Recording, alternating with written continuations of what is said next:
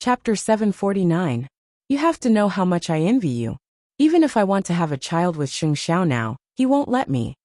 After Mu Qiqi said that, she took out the jewelry box from her bag and handed it to Feng Shanshan.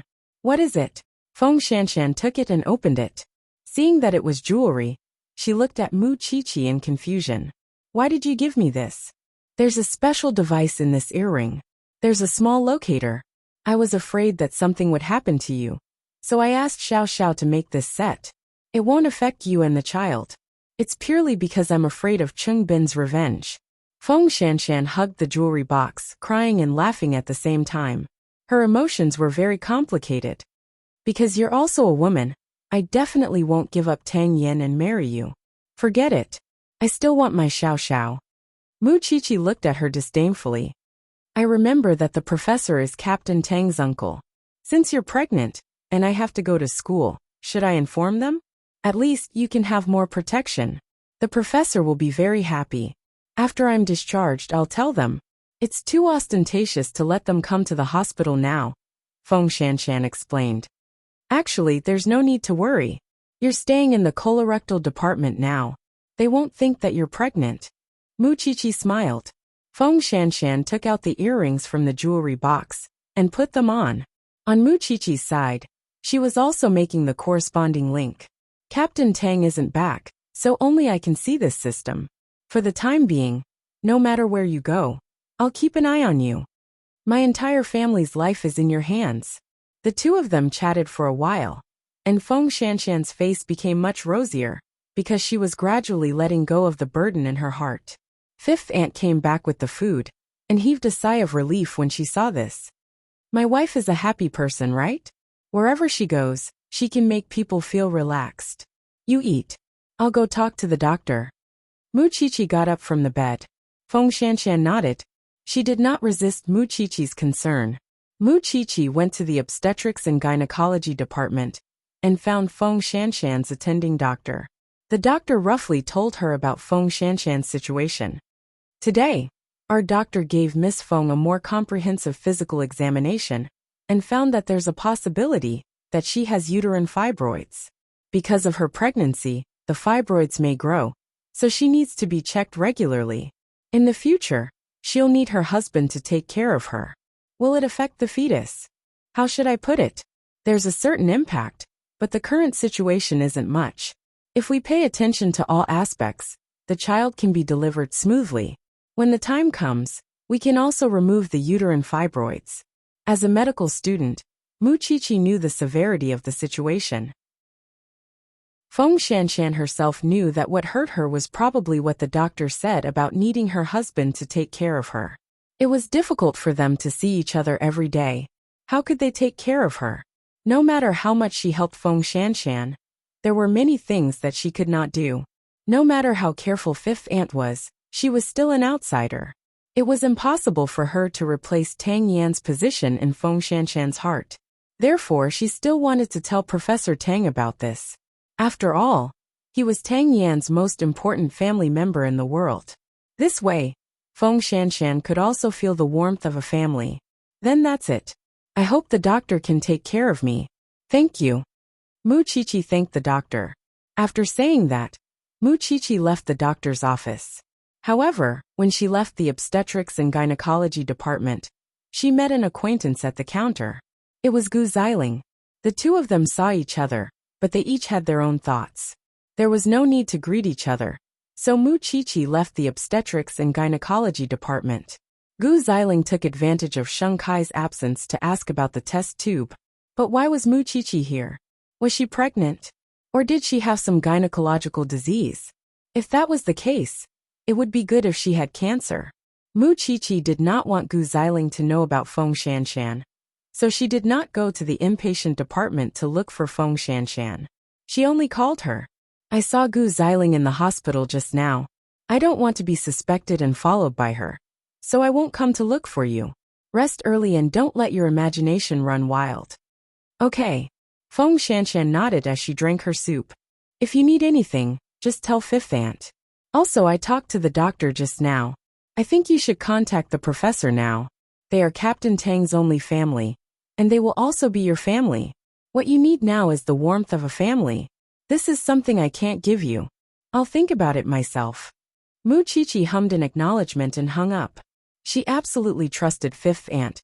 But taking care of her and taking care of Feng Shanshan were two different things. Feng Shanshan also hung up. She already understood what Mu Qiqi meant. Tang Yin was not around, so she had no spiritual sustenance. It was easy for her thoughts to run wild. If Tang Yan's family was by her side, she would feel very safe. But would the professor be happy? She was pregnant with Tang Yan's child. Feng Shanshan was very nervous. But after hesitating for 20 minutes, she still dialed Professor Tang's number. Shanshan? What's wrong? Professor, I'm in the hospital now. I'm pregnant with Tang Yan's child. Feng Shanshan said tentatively. She was afraid that the professor would have other thoughts and think that she was being too casual or something else. When the professor heard this, he immediately hung up. Feng Shanshan was stunned because she had thought of all kinds of possibilities in her mind, but she did not expect the professor to hang up directly. However, within a few seconds the professor called again. His tone was very anxious.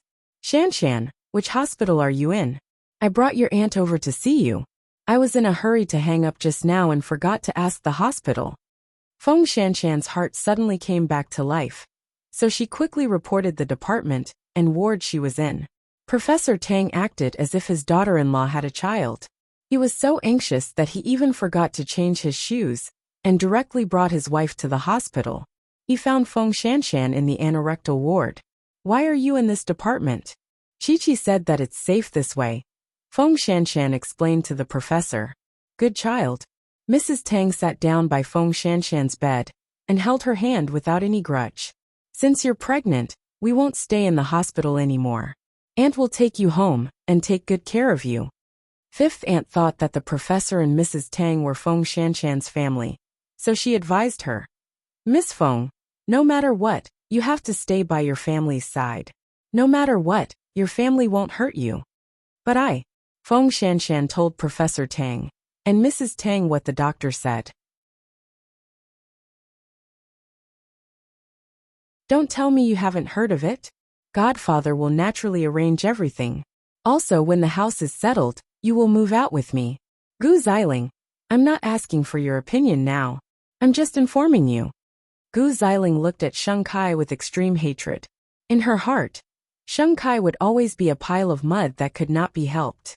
Now that the so-called godfather was praising him so much, it must be because he still had some special value. Only Sheng Kai was still complacent. Of course, Gu Xiling couldn't help but want to mock Sheng Kai when she saw him like this. However, deep in her heart, she had always blamed everything on Mu Qiqi. If Mu Qiqi hadn't snatched Sheng Xiao away back then, she wouldn't have been tortured like this. She felt that her marriage had been ruined by Mu Qiqi and Sheng Xiao. If Mu Qiqi was really pregnant this time, she would definitely think of ways to let Mu Qiqi have a taste of miscarriage and not being able to give birth. So, the next day, she went to the hospital again and asked about Mu Qiqi from the obstetrics and gynecology department. The doctor was unwilling to reveal Mu Qiqi's situation. After all, it involved other people's privacy. So Gu Xiling spent a lot of money to ask the obstetrics and gynecology nurse. The nurse took the money and naturally told her the truth. Miss Mu is not pregnant, nor is she a patient. Then why did she come to the obstetrics and gynecology department? To see her friend. It's that Miss Feng who's pregnant, the nurse told her personally. When Gu Xiling heard this, she looked extremely disappointed. It wasn't Mu Qiqi who was pregnant, but Feng Shanshan. The money was really not worth it. After returning home, Gu Xiling didn't say a word. Whenever Sheng Kai saw her putting on an act, he wanted to slap her. Even now, she was still putting on the airs of a young lady. How's the investigation? Mu Qiqi isn't pregnant, and Mu Qiqi isn't the one seeing the doctor. Gu Xiling answered as she took out something from her bag. Then who is it? Feng Shanshan. Sheng Kai also smiled when he heard Feng Shanshan's name. It's actually Feng Shanshan. That's good. I can give Cheng-bin a big gift. Gu Xiling didn't know that Sheng Kai and Cheng-bin had met in private. nor did she know about the complicated relationship between Feng Shanshan, Tang Yin, and Cheng Bin. She only saw a scheming look in Sheng Kai's eyes. Could it be that if Mu Qiqi wasn't pregnant, he wouldn't even let Feng Shanshan off? You're really unscrupulous. That's why you have to be obedient, Sheng Kai warned Feng Shanshan. Feng Shanshan couldn't help but shiver. Mu Qiqi knew that Feng Shanshan had gone to Professor Tang's house, so she was naturally much more at ease. At least, Tang Yin would be easier to accept such an arrangement. Of course, the two of them still didn't know that Sheng Kai had already told Cheng Bin about this. To Cheng Bin, grasping Tang Yin's weakness was equivalent to letting Tang Yin wait for death. However, now that Feng Shanshan had been taken away by Tang Yan's uncle, he could only put in some effort if he wanted to find an opportunity to attack her. Late at night, Mu Qiqi called Feng Shanshan. She wanted to know if she was being properly taken care of at the professor's house. Feng Shanshan was staying in Tang Yan's room when he was young. She felt very safe, so she answered Mu Qiqi, "There's no better arrangement than this." Smelling Tang Yan's scent and looking at Tang Yan's things, it was as if Tang Yan was by her side. This made her feel that she could rest peacefully. Perhaps the professor knew that she had this kind of mentality. Even though he knew that Tang Yan's room was very small, he still made some modifications and let Feng Shanshan stay there. Hearing Feng Shanshan's answer, Mu Qiqi finally felt relieved. Chapter 751. Got it. Why are you so naggy? Feng Shanshan said to Mu Qiqi in disdain. If you don't want me to nag, you have to remember it well, Mu Qiqi said patiently. She had worried a lot for this person, and the child in her stomach. Feng Shanshan took a deep breath, and looked like she had accepted her fate. I'll remember it. Mu Qiqi was satisfied with the answer and hung up. At that moment, Tang Yan's aunt entered Feng Shanshan's room with hot chicken soup. Child, drink it while it's hot. I've already removed the blisters for you. Don't worry, you won't get fat. Thank you, Auntie. Feng Shanshan quickly sat up and took the porcelain bowl from her aunt. Tang Yan has a hard life. He lost his parents when he was young. For the first 30 years, he was like a walking corpse. He didn't know who he was living for. It wasn't easy for him to get a girlfriend, but none of them treated him sincerely. Shanshan, you're the only one who doesn't care about anything, and is willing to understand that kid. You don't know how much our family is grateful to you. As she spoke, Tang Yan's aunt started to wipe her tears. One could imagine how much she had worried for Tang Yan all these years. When your child is born in the future, just do what you want to do. We'll help you take care of the child. Thank you, Auntie, Feng Shanshan said as she hugged the warm chicken soup. What are you thanking me for?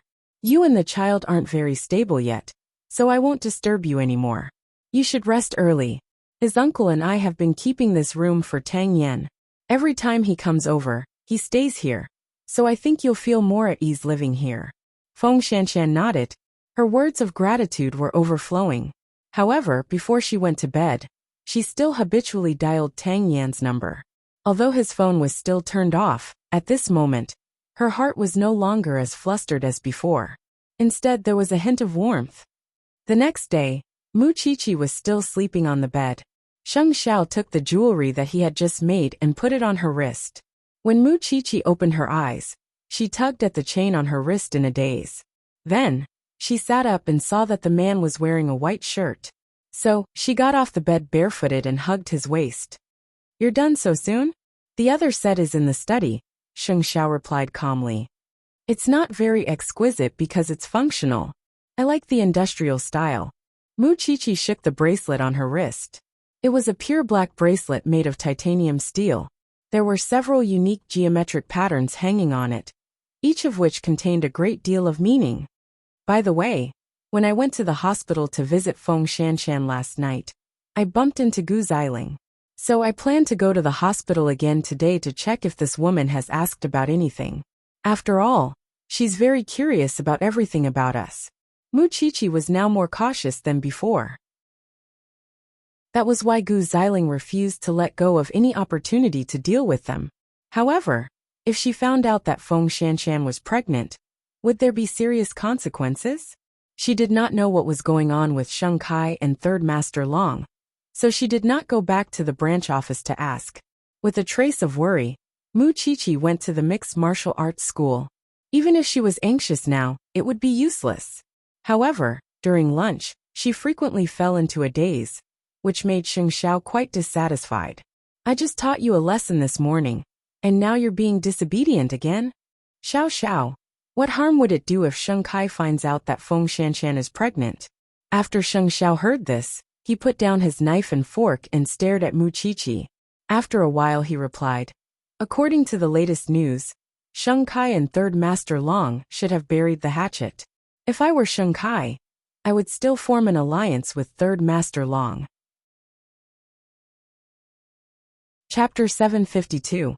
Mu Chichi had to inform Feng Shanshan of her worries over the phone, but Feng Shanshan laughed it off.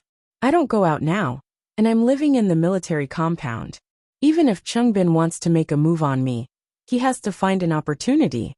Feng Shanshan looked down at her abdomen and comforted Mu Chichi. Besides, you can locate me no matter where I go. What's there to be afraid of? No, I won't be at ease until Captain Tang returns. The bodyguards will report to the professor's house tonight. Mu Chichi insisted on being watertight. Even if you don't need it, the professor and his wife will. It's hard to guarantee that Chungbin won't find an opportunity to make a move on you, and won't shift his target to someone else. Okay, I'll listen to you. Therefore that night, the two young bodyguards reported to the professors downstairs on time.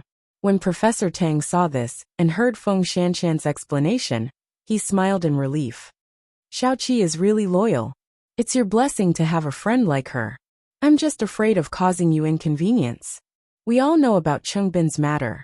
There's nothing wrong with Xiaoqi being so cautious. Besides, she's not guarding at home, so there's nothing inconvenient about it. Professor Tang comforted Feng Shanshan.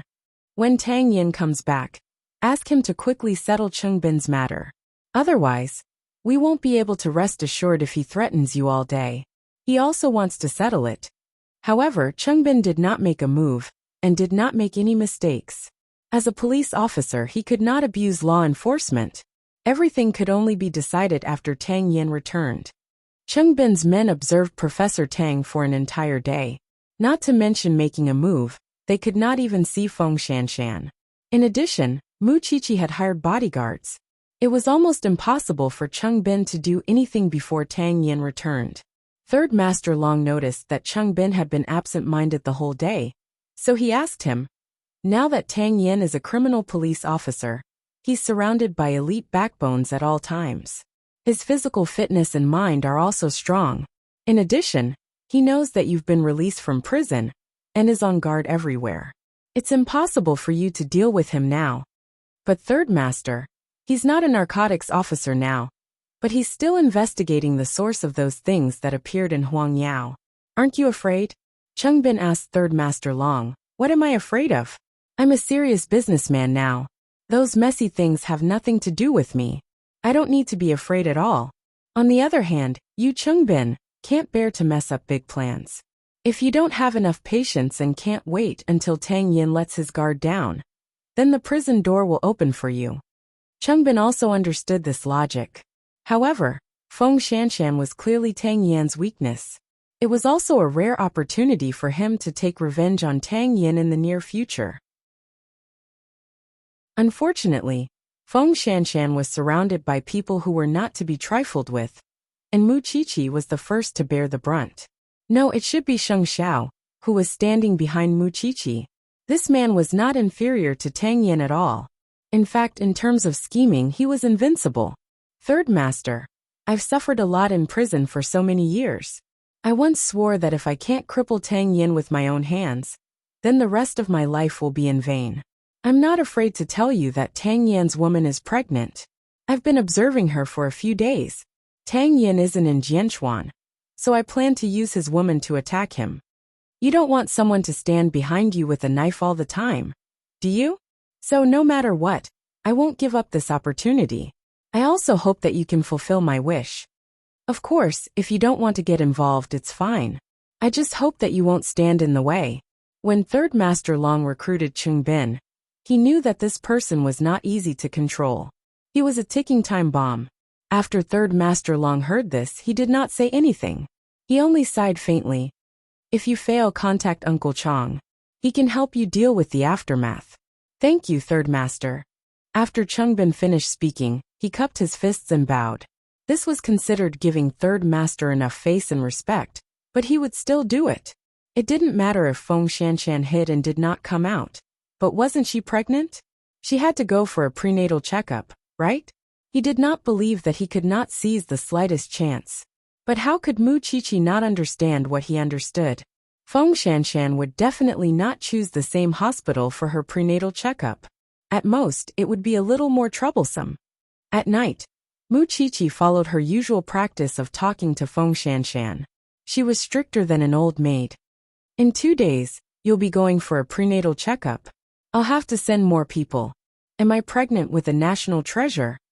Feng Shanshan could not help but laugh. You're still laughing? It's my fault. If I hadn't gone to the doctor at that time, I might not have met Gu Xiling. Mu Qiqi silently blamed herself for this matter. What's there to blame? If it weren't for you, I might have been tied up by Chungbin by now. Feng Shanshan rolled her eyes. Just rest well for 2 days. I promise you, I'll be at home and won't go anywhere. Mu Qiqi was satisfied and hung up the phone. Behind her, Sheng Xiao entered the door. His upper body was naked, and there were still sparkling water droplets hanging on it. When Mu Qiqi saw this, her body began to heat up. They had clearly been together for several years, but she was still tempted by him. How useless. Tomorrow, Sheng Kai will announce that he will be joining Changrong as the CEO. Sheng Xiao told Mu Qiqi, as he wiped his hair. Mu Qiqi naturally climbed onto the sofa and knelt behind Sheng Xiao. She took his towel and wiped him. That Changrong, which has a very bad reputation, and keeps pressuring its employees to commit suicide. What does he think? He needs to rise again. Su Che went to investigate. The Gu family has nothing to do with Changrong.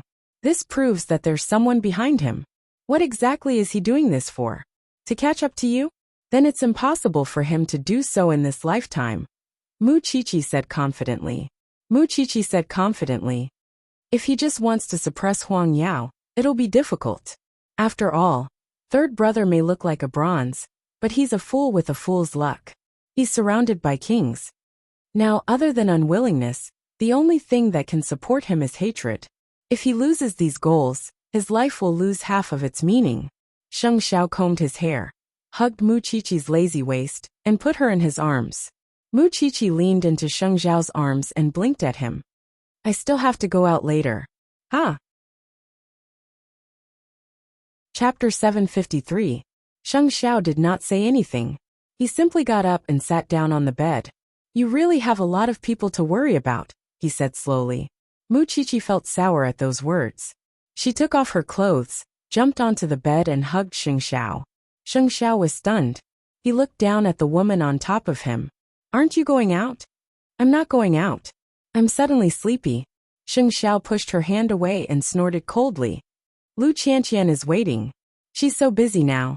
She wouldn't have time to wait for a little forensic doctor like me. I sent her a message, and she said she'll see you another day. Mu Qiqi explained with her eyes half closed. Sheng Xiao was still unmoved. Aren't you going to care about her relationship with Lin Muan? Mu Qiqi knew that he was still jealous. She did not say anything, and simply crawled under the blanket. Sheng Xiao suddenly took a deep breath. He lifted the blanket and grabbed the naughty little thing. Are you asking for a beating? Mu Qiqi loved listening to Sheng Xiao's angry and lustful voice the most.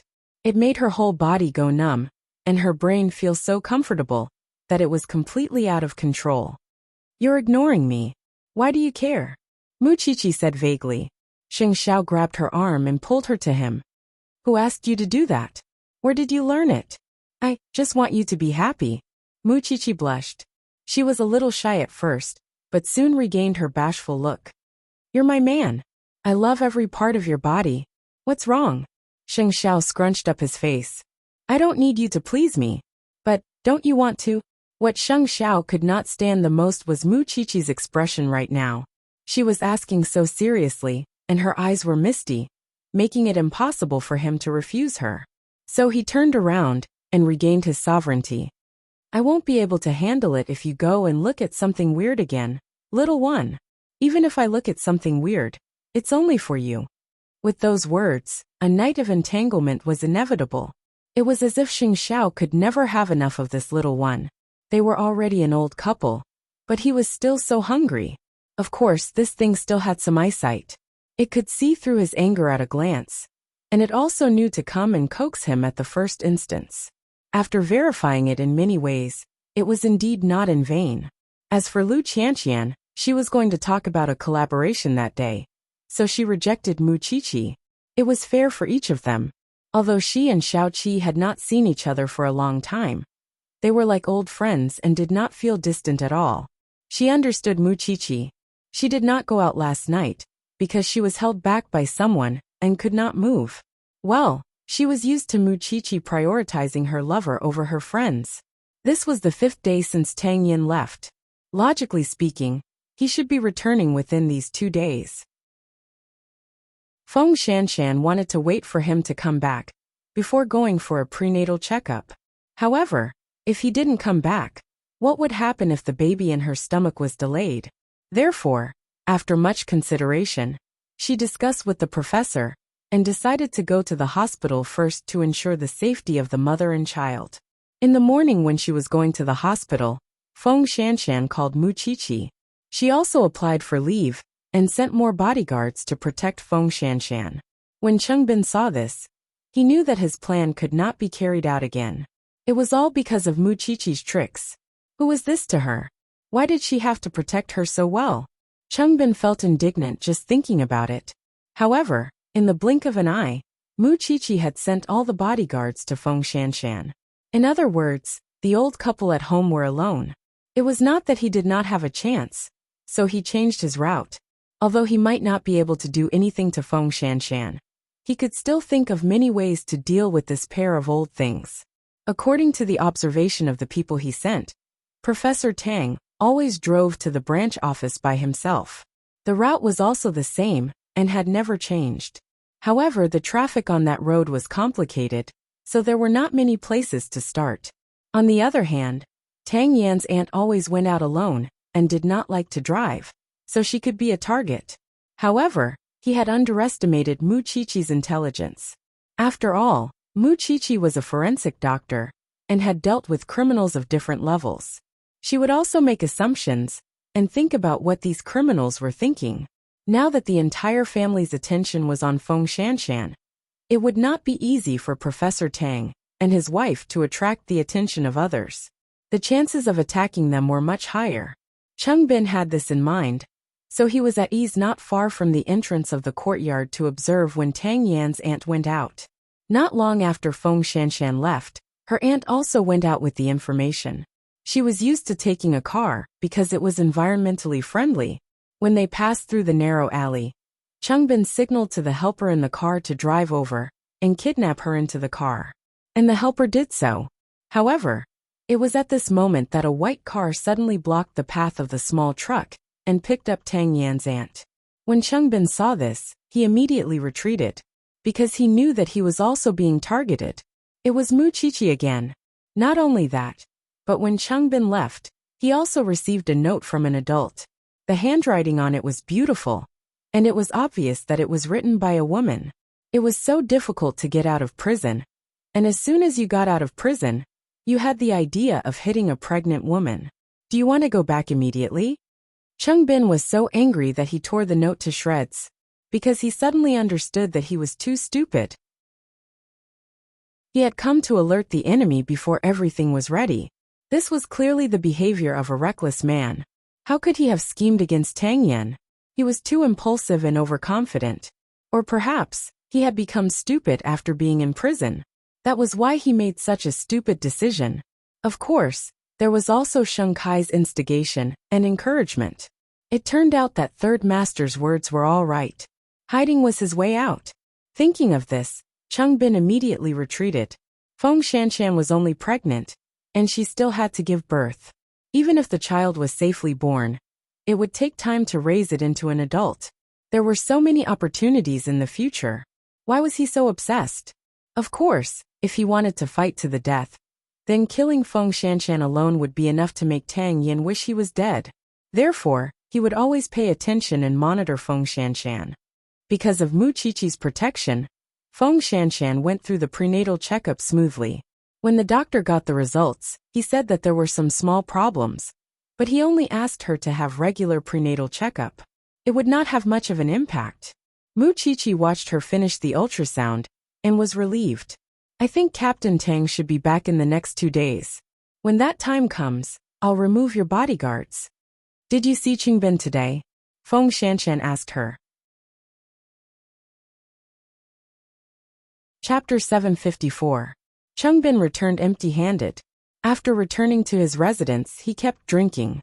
But as long as he closed his eyes, he could remember how he had suffered in prison all these years, and how his former brothers were sent to prison by Tang Yin. He would never forget it for a moment. At that moment, the television news was broadcasting the news of Sheng Kai's inauguration as Changrong's chairman.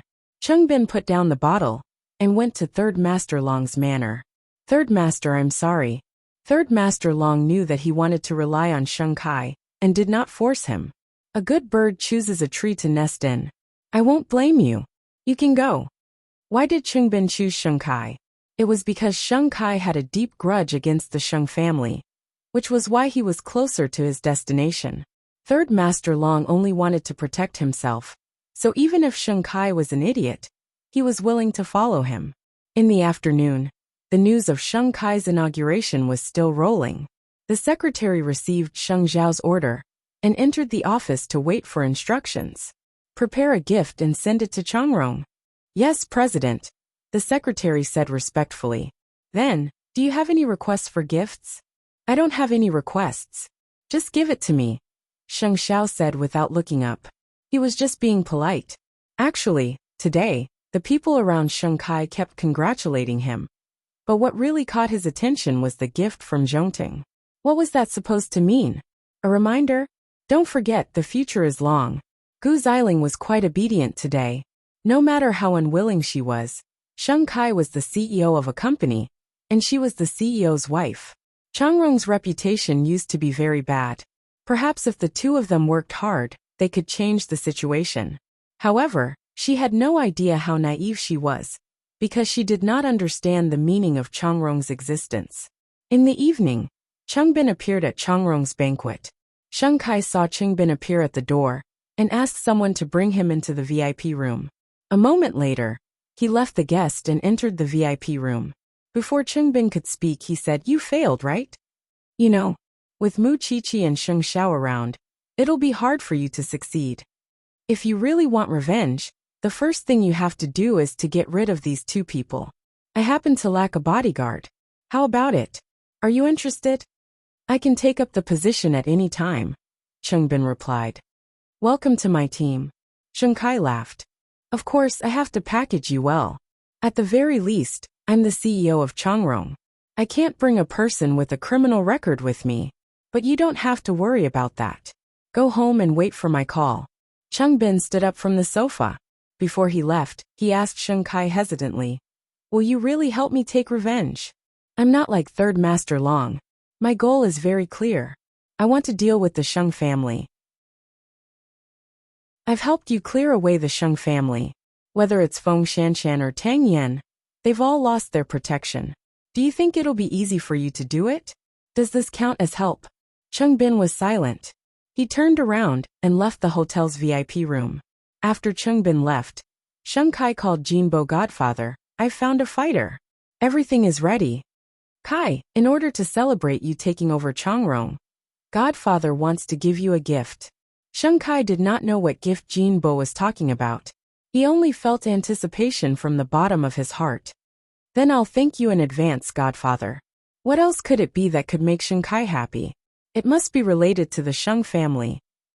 Late at night, the cool breeze continued. Mu Qiqi personally delivered the other set of jewelry to Xing Bowen to express her sincerity. There's a GPS device inside. It's also for third sister-in-law's safety. After all, Qingbin was watching Feng Shanshan, and Sheng Kai was watching the Sheng family. None of them were easy to deal with. "I really didn't expect you to give me such a gift. It really surprised me," Sheng Bowen put away the box in surprise. He was afraid that Mu Qiqi would take it back if he was a second late. Things are secondary. The most important thing is that you take good care of her. Mu Qiqi rolled her eyes at Sheng Bowen. Alright, I can't be out for too long. That person at home has a bad temper recently. I'm afraid of being taught a lesson. Go. It's time for me to go home and present the treasure. Sheng Bowen hugged the box and was so happy that he couldn't control himself. Since it was made by Zhongting, it must be something good. In the middle of the night, Tang Yin returned home after completing his mission. However, because it was 3 o'clock in the morning, he did not make much noise. His phone was out of battery, and he could not turn it on. When he entered the house, he realized a serious problem. Why was Feng Shanshan not at home again? The last time he left without saying goodbye, Feng Shanshan was angry and wanted to break up with him. But this time, he had told Feng Shanshan in advance. Why was she still not at home? Didn't he tell her to stay at home obediently? After taking a shower, Tang Yin came out of the bathroom and found that the furniture in the house was covered in a layer of dust. It was obvious that she had been gone for more than a day or two. Then, Tang Yin turned on his phone and found that Feng Shanshan would send him a text message on time every day. Are you home? When are you going home? Call me immediately when you're home. I'm staying at my uncle's house. Uncle? Tang Yin reacted for a moment. It should be his uncle without a doubt. Perhaps something had happened in the past few days, when he was not around. That was why Feng Shanshan was staying at the professor's house. Since she was safe, there was no need for him to be in a hurry. So he sat down on the sofa, took out the medicine box, and applied medicine on himself. This time, the injury was not too serious. It was just a gunshot in the lower abdomen. The bullet had been taken out, and now it was time to change the medicine. Lying on the bed that still had Feng Shanshan's fragrance, Tang Yan's emotions suddenly calmed down. However, it seemed that every time he was loaned out, he would never return in one piece. He would always be injured. If Feng Shanshan found out, she would be worried again. The next morning, Feng Shanshan took the initiative to go home, because she was used to calling once in the morning and once in the morning. This time, the call went through. She knew that someone had returned. So, she asked Professor Tang to send her home in the morning. Because the professor was busy with work, he only said that he would teach someone a lesson at night and drove away. After entering the house, Feng Shanshan saw that the coffee table in the living room was covered in bloody bandages. Her heart sank. She knew that someone had returned with injuries again. Then, she quietly entered the bedroom and saw that someone was lying on the bed with his upper body naked. She did not disturb him and simply tidied up the house, waiting for him to wake up. Tang Yin woke up from his deep sleep when it was almost noon. When he pushed the door open and saw Feng Shanshan, he immediately hugged her. However, because he used too much force, Feng Shanshan pushed him away. Chapter 755. No. Feng Shanshan tried her best to keep herself calm and took out breakfast. I know you can't eat, but how much do you need to eat? You're so seriously injured. If you don't eat, how are you going to recover? Tang Yin was stunned for a moment. Then he stopped the busy Feng Shanshan and said, I've already communicated with the chief. In the future, I won't participate in such cases anymore. Sit down. Feng Shanshan was still very calm. Tang Yin felt a little uneasy. After all, it wasn't Feng Shanshan's personality to not have much emotional fluctuations. So, he grabbed Feng Shanshan's hand. After this case, I can rest for a few more days. I'll stay at home with you. You want to accompany me? Feng Shanshan rolled her eyes. Sit down first. Tang Yin sat down. However, he sat down with his hand covering his wound. Feng Shanshan saw it and snorted coldly. I don't know if you're accompanying me, or if I'm accompanying you. In order to punish this man, Feng Shanshan didn't plan to tell him about her pregnancy. However, because of the doctor's advice, she had to stay in bed as much as possible. So, she simply tidied up the house and went to bed again. There was still Tang Yan's body temperature under the blanket. Feng Shanshan finally felt at ease and fell asleep peacefully. Seeing that Feng Shanshan had fallen asleep, Tang Yin knew that she had been worried all day, so he ate a few mouthfuls of breakfast and returned to bed.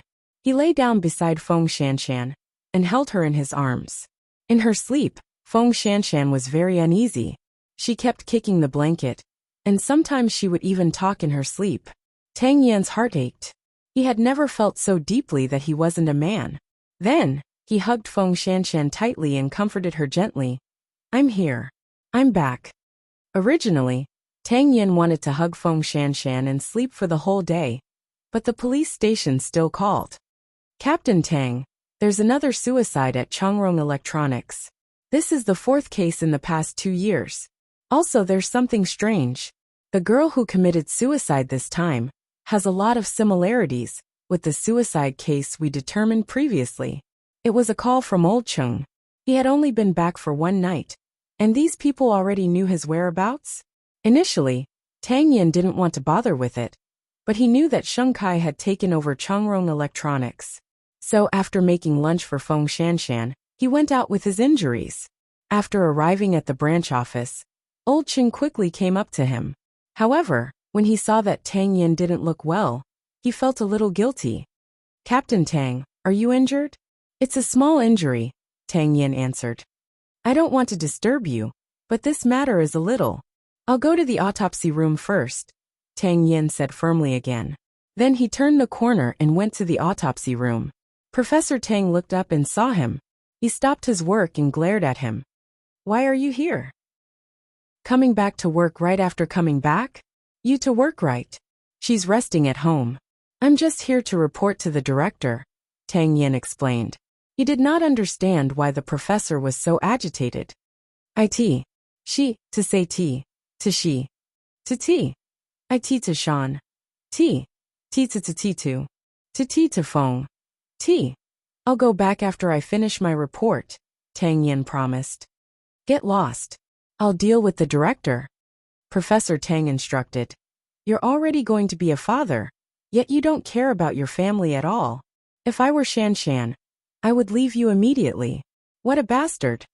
Tang Yin listened for a while and caught the main point of the professor's words. "What do you mean by becoming a father?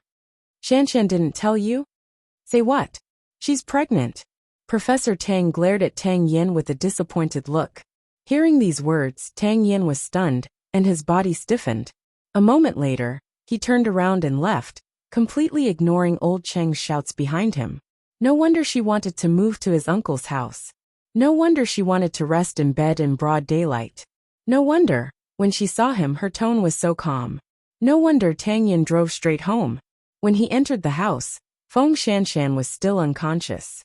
Tang Yan's gaze then fell on her smooth lower abdomen. It was in this place that a child belonging to him and Feng Shanshan was born. He didn't want Feng Shanshan to suffer so early, but when he heard the news, the corners of his mouth couldn't help but curl up. His mind was filled with the image of Feng Shanshan with the child. That was his flesh and blood. Tang Yin felt like he was going crazy. Feng Shanshan slept until the afternoon. It was Mu Qiqi's call that woke her up. Feng Shanshan reached out to pick up the call. It was Mu Qiqi who asked twice a day, "Captain Tang isn't back yet?" "Oh, he's back." Feng Shanshan sat up and answered. "What was his expression when he found out you were pregnant?" "I haven't told him yet." Feng Shanshan rubbed her hair. "I felt sleepy when I got home and slept until now."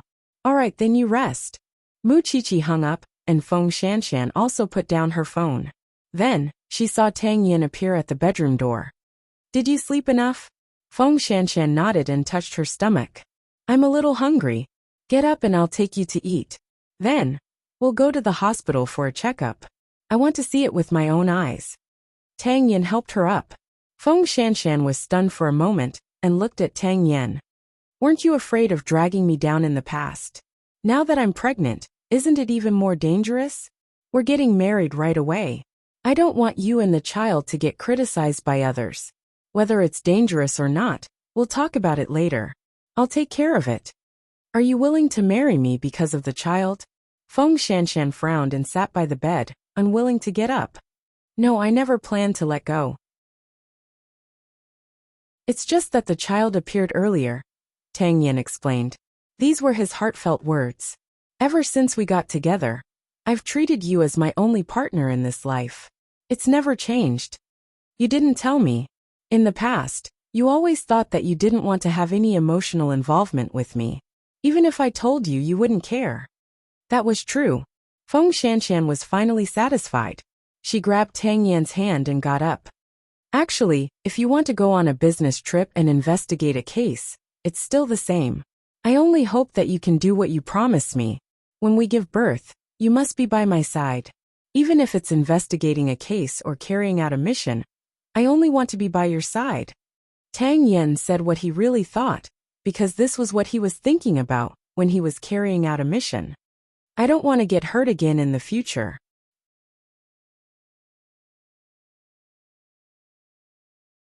Chapter 756. After nightfall, Tang Yan brought Feng Shanshan to the banyan courtyard. This was the first time the two of them had officially entered Mu Qiqi and Sheng Zhao's love nest. Of course, Mama Sheng and Papa Sheng had left in the evening for a vacation in France. Now only the couple and fifth aunt were left at home. It's only a few minutes away, and we're all in the same area. Why is the difference so big? Feng Shanshan couldn't help but sigh after visiting the banyan courtyard. My family works so hard to earn money. If the house he buys is only as big as the poor people like you, that would be crazy. Mu Qiqi snorted lightly, but she gestured for the two of them to sit in the living room and asked fifth aunt to make tea. Why? Is Thanksgiving here? Xiao Qi, it's been hard on you these few days, Tang Yan said to Mu Qiqi without waiting for Feng Shanshan's reminder. Sigh, I don't know what to say. Your identity means that you can't live a peaceful life with her. But I can't leave her alone, so I can only worry about her. Mu Qiqi shrugged. In a while, I'll give you the GPS system, so that you can monitor this pregnant woman at any time. She's younger than you. Feng Shanshan patted her belly unhappily. While the two of them were bickering, Sheng Xiao walked out of the study on the second floor and looked at Tang Yan. Is it convenient for us to talk? The two women looked at each other. When did the two of them become so familiar with each other?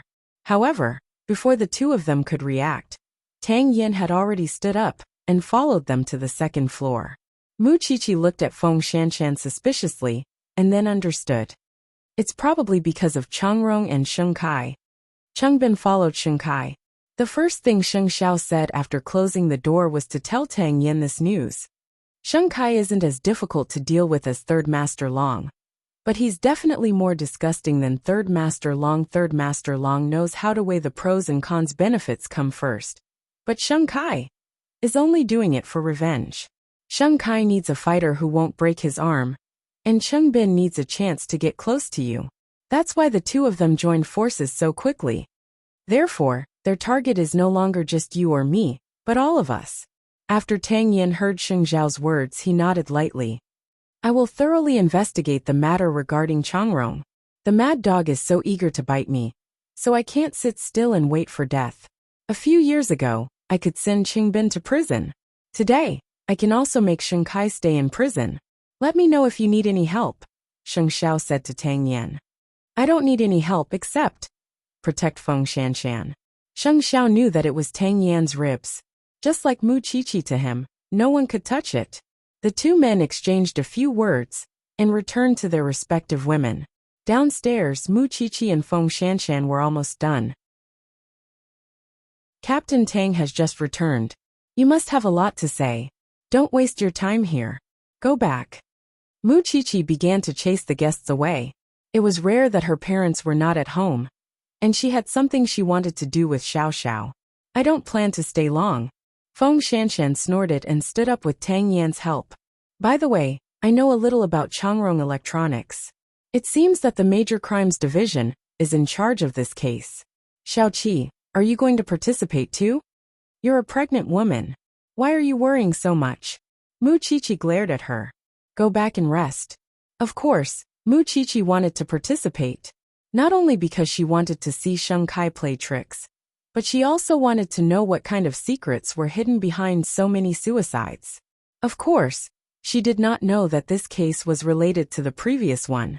However, since it concerned Sheng Kai, Xiao Xiao might not agree to her participating in the case. Tang Yan did not say anything. The two of them came over to thank her and turned to leave. Wuxia looked at their backs and quickly asked Fifth Aunt to go home. Then, she locked the door and sneakily went to the study. Sheng Xiao crossed his arms and looked at her. What are you playing at? Mom and Dad aren't home, and Fifth Aunt left. Wuxia climbed onto Sheng Xiao's legs and said. So? Sheng Xiao asked her with a faint smile. He knew what she wanted, but he deliberately teased her and made her say it herself. I want to go to the living room. Wuxia drew a circle on Sheng Xiao's chest. Why do you want to go to the living room? Sheng Xiao planned to play dumb until the end. What do you think? Wuxia snorted. Let's sleep in the living room tonight. It was impossible for him not to understand such an obvious hint, right? Sure enough, Sheng Xiao carried Wuxia horizontally and walked straight to the living room downstairs. Little one, I'll be tortured to death by you sooner or later. Wuxia was young and was at the age when all aspects of her qualities were strong. As a man in his 30s, he naturally had to be satisfied every day. No matter what, he couldn't let his woman suffer, right? Tang Yin brought Feng Shanshan home and personally wiped her face and feet. Feng Shanshan felt that this was not something a man should do, but Tang Yin held her hand. This is all I can do for you. If you don't let me, I'll feel very guilty. Feng Shanshan saw that he did not change his clothes and knew that he was actually waiting to report to the branch office at night. Are you still going out? I have to accept the matter of Chongrong Electronics as soon as possible and thoroughly investigate Sheng Kai. Why? Chengbin followed Sheng Kai, Tang Yin answered calmly. Feng Shanshan immediately understood when she heard that. This was also the reason why Sheng Xiao had asked her to go to the study to discuss. Feng Shanshan did not stop him. She held Tang Yan's handsome face and kissed it gently. Be careful. I'll change your dressing later before you leave. Don't force yourself. Let senior brother Long and the others do the physical work. Tang Yin took the opportunity to hold Feng Shanshan's hand and said in a rather emotional tone, when I'm free tomorrow or the day after, I'll make a report and then register with you. Tomorrow afternoon, I'll accompany you for a prenatal checkup. Feng Shanshan nodded. Actually, she was already very satisfied that Tang Yin could do this. I'm not that weak. I just want to know that you're safe. No matter what you're doing, I'll be at ease. Tang Yin rubbed Feng Shanshan's head and continued to massage the soles of her feet. After you're pregnant, you've become more sensible. Feng Shanshan did not say anything. Under Tang Yan's care, she lay on the bed. Perhaps it was because she was pregnant, but she was very sleepy. After lying in Tang Yan's arms for 10 minutes, she fell asleep. Looking at Feng Shanshan like this, Tang Yan's heart ached. For him, this woman had given up her studies and career. Now, she was even pregnant before marriage. He really owed her too much.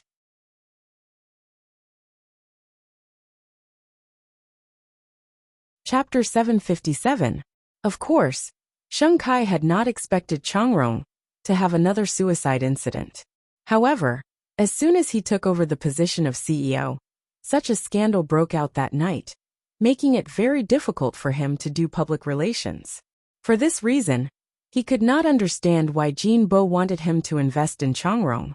There were so many scandals, and even the criminal police had come to his door. Did his godfather want him to make money? For this reason, Sheng Kai called Jin Bo godfather. You already know about another employee committing suicide, right? If an employee wants to commit suicide, can't you just relax the benefits and shorten the working hours? They must be under too much pressure at work. That's why they did this. Jin Bo maintained his usual amiable tone and lectured Sheng Kai diligently. Godfather, I still don't quite understand why you asked me to take over Chongrong. You just have to do it honestly and deal with the police well. Anyway, this is a suicide, and it has nothing to do with you. You just have to do public relations well. When this matter is over, the gift I gave you will almost arrive. Just wait. If there's nothing else, I'm still busy, so I'll hang up. After Jin Bo finished speaking, he hung up on Sheng Kai. Sheng Kai put away his phone. He really did not understand, but he could only do as Jin Bo said. There were some paths that once you moved forward, you could not turn back. At 10 o'clock in the evening, Tang Yin went out to the field with Old Chung and senior brother Long. For this reason, Old Chung and senior brother Long yawned and asked Tang Yin, "Captain Tang, why are you going so late? If it weren't for the fact that your field work isn't good enough, we could be having a comfortable meeting in the branch office right now. We wouldn't need to go to the crime scene." Tang Yin looked at the photos they had taken and said, "Since you've discovered the similarities with the previous case, why are you still so careless?" Old Chung and senior brother Long looked at each other and did not say anything. If they were as careful as Tang Yin, they would not have been a criminal police officer after working for so many years. Are they really not as good as Muchichi? The two of them coughed lightly. They were familiar with Changrong's access control, because it was already after work. There was no one else in Changrong Electronics other than the guard. "Officer, didn't you come here during the day? We don't care about time when investigating cases. In order to find the real culprit as soon as possible, please cooperate. Where's the person in charge of Changrong?" After Tang Yin finished speaking to the guard, he turned to ask Old Chung. He was referring to Sheng Kai. "Wait in the office," Old Chung replied. "Let's go to the scene first and then meet him," Tang Yin ordered. "Aren't we going to see him first?" "They're still waiting." Old Chung thought to himself that Captain Tang really didn't take the other party seriously. "Let him wait," Tang Yin answered as he took out his gloves and put them on. "Lead the way." The two of them had no objections to their boss's order. They quickly walked in front and went to the crime scene first, which was the staff's dormitory. It was still the same. He took the medicine, died in the bathtub, and left a suicide note. "Tell me, is there anything similar to the previous case?" Tang Yin asked Old Chung as he reviewed the scene. In the previous case, Chi-Chi and the professor found out that before the victim committed suicide, she went to get her nails done. She even searched for a guide to travel abroad on the computer. Most importantly, the victim's home, which was the first crime scene, was too clean. It was so clean that even the victim's fingerprints were gone. What about this time? Of course, Tang Yin knew. He picked up the case and found a business card under the victim's bed. It's the same for this girl. The day before, she had an appointment with her friends to go to the movies and booked a haircut on the weekend. Although she didn't have any plans to travel abroad, she bought a train ticket home. I heard that her mother was sick. In addition, the room was also abnormally clean. After Tang Yin heard this, he took out a business card from his pocket and handed it to the two of them. "Old Chung, look for it carefully. See if there's any information related to this card in this room. Xiao Long and I will go meet Sheng Kai." Old Chung took the business card and nodded. "Don't worry, Captain Tang." When Tang Yin turned around, he covered his wound, which attracted Xiao Long's attention. "Captain Tang, you're seriously injured, aren't you?" Xiao Long scratched Tang Yin's clothes and found that there was a bandage wrapped around his left abdomen. There were still traces of blood. "Is that a gunshot wound or a stab wound? It has nothing to do with you. Don't tell anyone else," Tang Yin said lightly. "It's never a good thing when the relevant departments lend you out." Xiao Long rolled his eyes. This person was injured when he went out, so it must be a big case. Soon, the two of them arrived at Sheng Kai's office. At this moment, Cheng Bin was waiting in the office with Sheng Kai. Then Tang Yin knocked on the door. "CEO Sheng, is it convenient for us to talk?" When Cheng Bin heard this voice, he became extremely nervous, but Sheng Kai reminded him to calm down. Cheng Bin nodded, got up, opened the door, and led Tang Yin into the office. "I didn't expect you to be CEO Sheng's assistant." Tang Yin looked at Cheng Bin and said with a hidden meaning, "What are you talking about?" "It's just to support my family." Cheng Bin still maintained his aloof appearance. "Captain Tang, please have a seat." "I'm not sitting. I just have a few words to say to CEO Sheng." Tang Yin held the documents and looked at Sheng Kai. "Although I don't know why CEO Sheng wants to take this position, it's probably because it's easier to earn money from Changrong. I'm here for nothing else but to inform CEO Sheng that since the Major Crimes Division has taken over this case, you should know what it means, right? For the first 3 suicide cases, CEO Sheng, please get the relevant personnel to sort them out and hand them over to the police as soon as possible." After Sheng Kai heard Tang Yan's words, He put down the teacup in his hand and smiled. I heard from the guard downstairs that Captain Tang arrived a long time ago. But you deliberately made me wait for so long. I wonder how I offended you. CEO Sheng, you might not know this, but I just came back and haven't had the time to investigate the scene yet.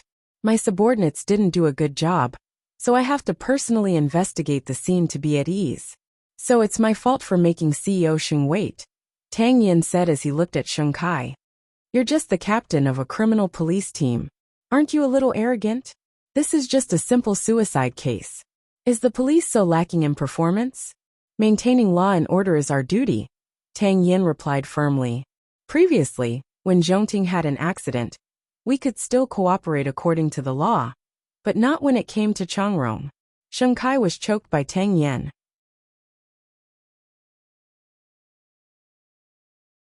Chapter 758. Captain Tang, you're really eloquent. Ordinary people like us can't resist you at all, Sheng Kai mocked. It's my duty. Sorry for offending you. From the beginning to the end, Tang Yin was cold and indifferent. He treated everyone according to the rules, and did not show any warmth at all. To him this was a human life. Obviously, Sheng Kai did not think so in his heart. This was the most obvious difference between Sheng Kai and Sheng Xiao. That's all for today. Thank you for your cooperation, CEO Sheng. You can go home and rest. After saying that, Tang Yin reminded Old Cheng and Officer Long to leave. Wait, I heard Captain Tang mention Zhongting just now. I wonder if Captain Tang has a personal relationship with the other CEO Sheng of Zhongting? Sheng Kai suddenly asked. We don't have much of a personal relationship, Tang Yin answered straightforwardly.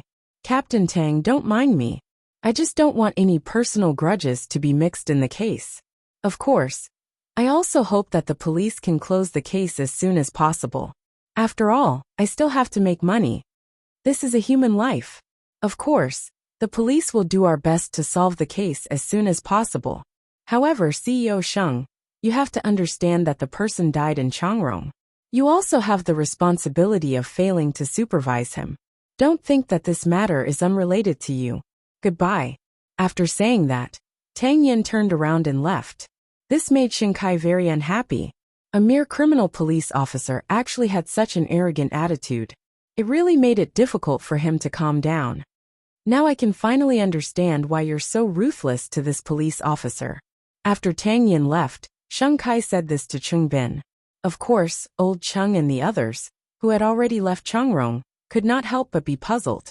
Although Captain Tang had always been like this, and did things according to the rules, he had never been so cold to anyone. Does Captain Tang have a personal grudge with CEO Sheng? Old Cheng asked. However, he was interrupted by senior brother Long. What personal grudge? Don't you see that CEO Sheng doesn't care about the life and death of his employees at all? Think about what Zhongting did before.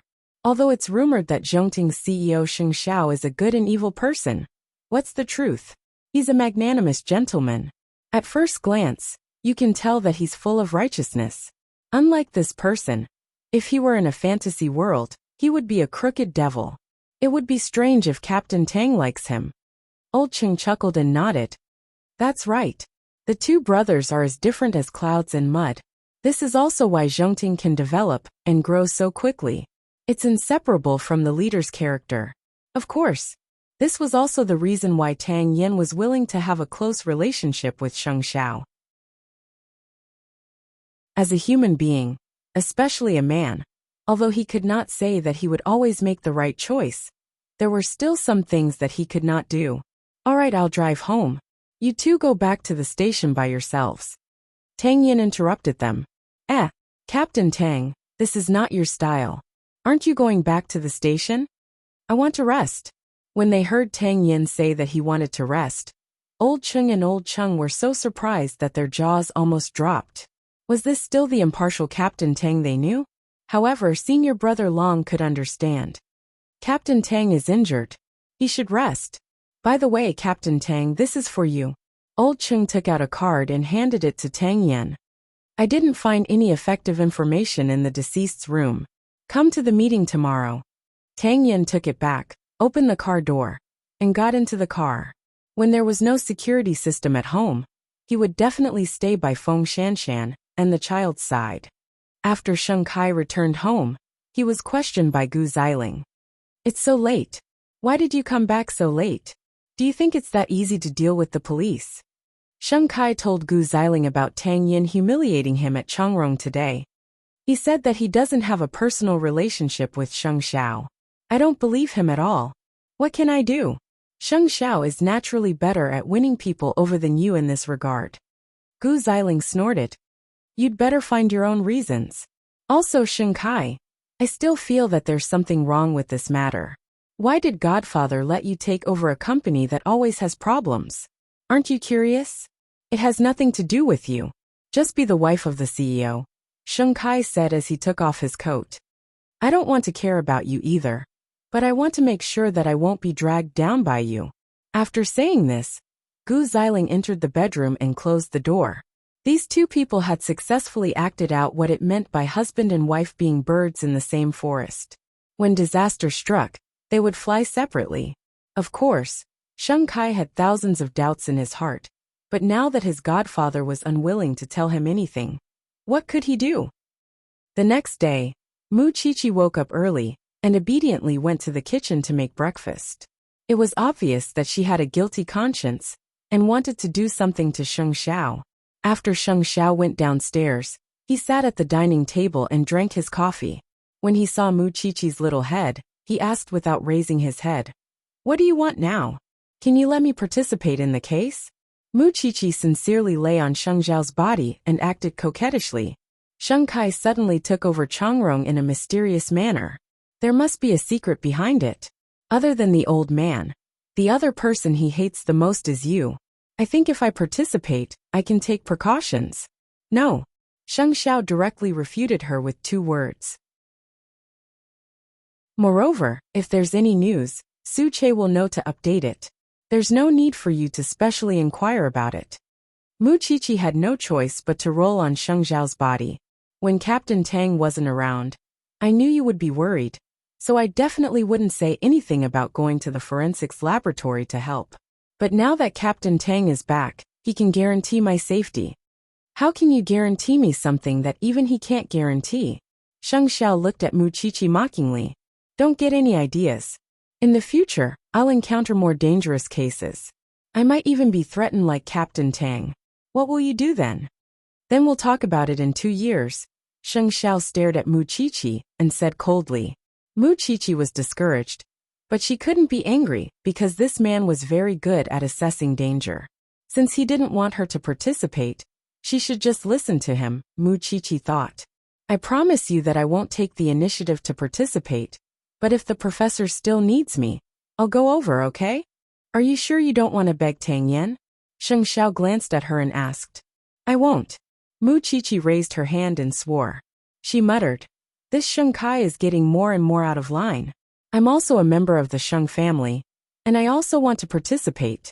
I can't always let you and third brother carry the burden. The most important thing is you. Sheng Xiao didn't say anything. He just stroked her hair. It was very comfortable. Chapter 759. Then, can you promise that you'll tell me when you find out what's wrong? Mu Qiqi lay on Sheng Xiao's lap again and said, In the past few years, I've always believed in you, respected you, relied on you, and accepted your careful care. However, sometimes, I also want you to treat me equally, and not always treat me like a child. Sheng Xiao lowered his head, and looked at Mu Qiqi. He realized that he had been thinking more and more about this recently, but it was still developing in a good direction. So he nodded. Forget it. If you don't make me worry anymore, I'll definitely not be used to it. As long as the professor really needs you, I won't stop him. You promised me. You can't go back on your word. Sheng Xiao held Mu Qiqi's hand and couldn't help but roll his eyes at her. When have I ever gone back on my word? That was true. Mu Qiqi was relieved. She returned to the dining table and ate her breakfast seriously. However, throughout breakfast, Mu Qiqi kept peeking at Sheng Xiao. She didn't know why this man was so good-looking. No matter how she looked at him, she didn't get tired of him. Sheng Xiao knew that burning gaze, but he didn't interfere. It was fine if it was his, but if it was someone else, who would have the guts to do so? After breakfast, Tang Yin entered the branch office for a meeting. However, before he entered the office, Old Cheng came up to him with a frown. "Captain Tang, the chief wants you to go to his office." Tang Yin nodded. He had guessed it because of the business card he had picked up earlier. "Tang Yin, hurry up and close the suicide case of Changrong's employee. I have a new case here that I need you to handle immediately." Tang Yin sneered faintly, but he took out the card and placed it on the chief's desk. "Although I don't know if the previous 3 suicides of Changrong were because of this, I'm sure that the 5 suicides are inextricably linked. Moreover, there will be more murders soon."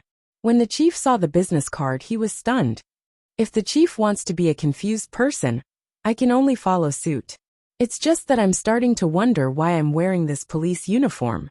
Many years ago, the prisoners I sent to prison are now eyeing my family, and even my lover covetously. But I've never regretted it, because I know that I've done the right thing. But now I've seen through too much. I know that the real culprit is free, and I know that the deceased is wronged. But what can I do as a criminal police officer? If the director wants to close the case with suicide, then I won't want to wear this uniform anymore.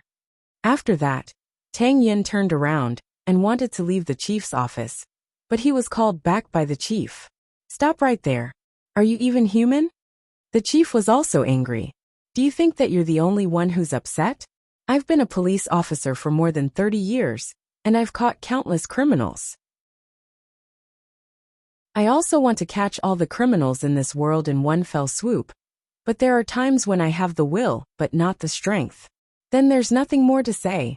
"Wait." The director stood up and blocked Tang Yan's way. "If I allow you to investigate this case, how long will it take for you to give me a satisfactory answer?" Tang Yan shook his head. "Director, I can't give you any guarantee." The director took a deep breath and finally slapped the table fiercely. "I'll give you a week, because I can only withstand the pressure for a week. Let's see how far you can go first." "Thank you, Director." "Take it back, you bastard." The director gritted his teeth, because he knew what it meant to allow Tang Yen to investigate this case. Tang Yen took back the business card and returned to the conference room. He immediately called for a meeting. Tang Yen planned to find some connections between the suicide of the young girl and the physical evidence of Sheng Kai framing Huang Yao. He had a feeling that the people who were stirring up trouble behind the scenes in Jianchuan were the same group. Of course, before the meeting, Tang Yen called Sheng Xiao in advance. "What's the matter? I feel that investigating Changrong Electronics case is like shaking a volcano. It's very dangerous. Can I borrow CEO Sheng's financial resources to set up a security system? There are some things that the police can do, but there are also some things that the police can't do." Tang Yin said it so directly. Of course Sheng Xiao understood. That idiot Sheng Kai probably didn't know what kind of quagmire he had fallen into. Not only did he become someone else's pawn, but he also wanted to drag the Sheng family and Zhongting down with him. Moreover, Zhongting's current strength was inextricably linked to the Shen family. It had already been feared by many people. Even without Sheng Kai being the executioner in the middle, there would probably be people looking for trouble with him soon. I've said it before. I'll increase my investment in this area. If you need manpower or financial resources, just tell me. I've already prepared this fund. Is 1 billion enough? Thank you for your generosity, CEO Sheng. But I need more people like Su Che. With money, are you afraid that you won't be able to hire people? Sheng Xiao chuckled. Originally, he only wanted to be a pure businessman. However, after interacting with Secretary He for a long time, he also understood a principle. He was in the military industry. Now that the Shen family was in charge of Jianchuan, he could have a smooth journey. However, in a few years, when the time came, the number of people he blocked would be the number of people who would come to settle the score with him. There's one more thing. I want to borrow Chi-Chi. Hearing Tang Yan's request, Sheng Xiao smiled. Why? At most, he thought that the professor would need Chi-Er. He did not expect Tang Yan to ask for her personally. Xiao Qi's observation is different from ordinary people. It's a pity that she's only a forensic doctor. She can be a criminal police officer. Although you're her guardian angel, you can't deny that she has the ability. Tang Yan's words were much more convincing than the little one's own words. Of course, Sheng Xiao would naturally agree to it when he heard it. I don't have any other request. You must ensure her safety. After the conversation, they hung up in a hurry. Then, Tang Yin returned to the office and sorted out the case with everyone. At noon, Mu Qiqi received a call from the professor. She was so happy that she almost flew into the air. Even so, Mu Qiqi still called Sheng Xiao to ask for his opinion. Go ahead. Sheng Xiao kept his word. After that, Mu Qiqi was borrowed again. The students from the forensic science faculty were quite dissatisfied. But who asked her to be the top student, even if she didn't go to class? Don't be jealous. Mu Qiqi became a forensic assistant and handled so many dead bodies. She has accumulated so much experience, but you can't even beg for it. Are you all still hoping that she will fail? She has actual combat experience. How can she fail? However, the students' discussion was behind the scenes. Mu Qiqi did not know about it. Chapter 760. After Mu Qiqi arrived at the branch office, Tang Yin prepared a new work ID for her. Go to the autopsy room to look at the body first. Then, I'll wait for you to go to the crime scene, Tang Yin said to Mu Qiqi. Is Shanshan alright? Mu Qiqi asked as she hung up her work ID. We'll talk about private matters later. Go to work first, Tang Yin urged. Mu Qiqi nodded and quickened her pace to the autopsy room. When the professor saw her appear, he quickly showed her the autopsy results. This is the poison test report. Arsenic trioxide. Mu Qiqi's expression was rather complicated. Logically speaking, this thing is often used in the paint industry and glass factories. Can electronics factories get it easily? This girl is really ruthless to herself. Under normal circumstances, it's enough to kill her. Whether it's suicide or homicide, of course the more the better. The professor pulled the body out for Mu Qiqi and prepared gloves for her. What was arsenic trioxide? In layman's terms, it was arsenic. It was extremely poisonous. We have to find out why she committed suicide and how this thing got into her hands. The professor instructed Mu Qiqi. When you go to the scene later, you have to observe carefully. I understand. Even though the cause of death was clear, Mu Qiqi still had to examine the body again. Of course, just like the young girl from before, there were no suspicious traces on the body, nor were there any injuries. There were no biological fibers or fingerprints of other people. It's about time. Captain Tang is still waiting for me. I'll be leaving first, Mu Qiqi said to the professor after looking at the body. Go ahead. The professor waved at her. Mu Qiqi returned to the police car. But as soon as she got in, Old Chung and the others despised her. Qiqi, the smell on your body is back again. I want to smell good too, but I have no choice. I'm a forensic doctor. Why don't you do the autopsy? Mu Qiqi rolled her eyes. Forget it. I'd rather sell ham and do field work than deal with those bloody things. Mu Qiqi snorted softly and looked at Tang Yin. Have you found the source of the arsenic? Yes, I just got the news. It was indeed bought by the deceased with money, Tang Yin replied. The seller didn't know the purpose of the deceased, but he was greedy for money, so he sold it. At this point, everyone would think that the deceased was courting death. Why does Captain Tang still insist that there's a problem with the case? Because of this. Tang Yin handed the name card to Mu Qiqi. Mu Qiqi took it and looked at it. She was stunned and frowned. Do you remember the last case where the girl already had a boyfriend? I found this under the girl's bed. I asked Old Chung to secretly check the number on the business card. He kept talking to the deceased 3 times a week. Later, the phone was cancelled, and I couldn't find any information about the person on the business card. No wonder. Mu Qiqi understood. But the strangest thing is that Old Chung is sure that this person really existed before. When Mu Qiqi heard that, she suddenly looked up.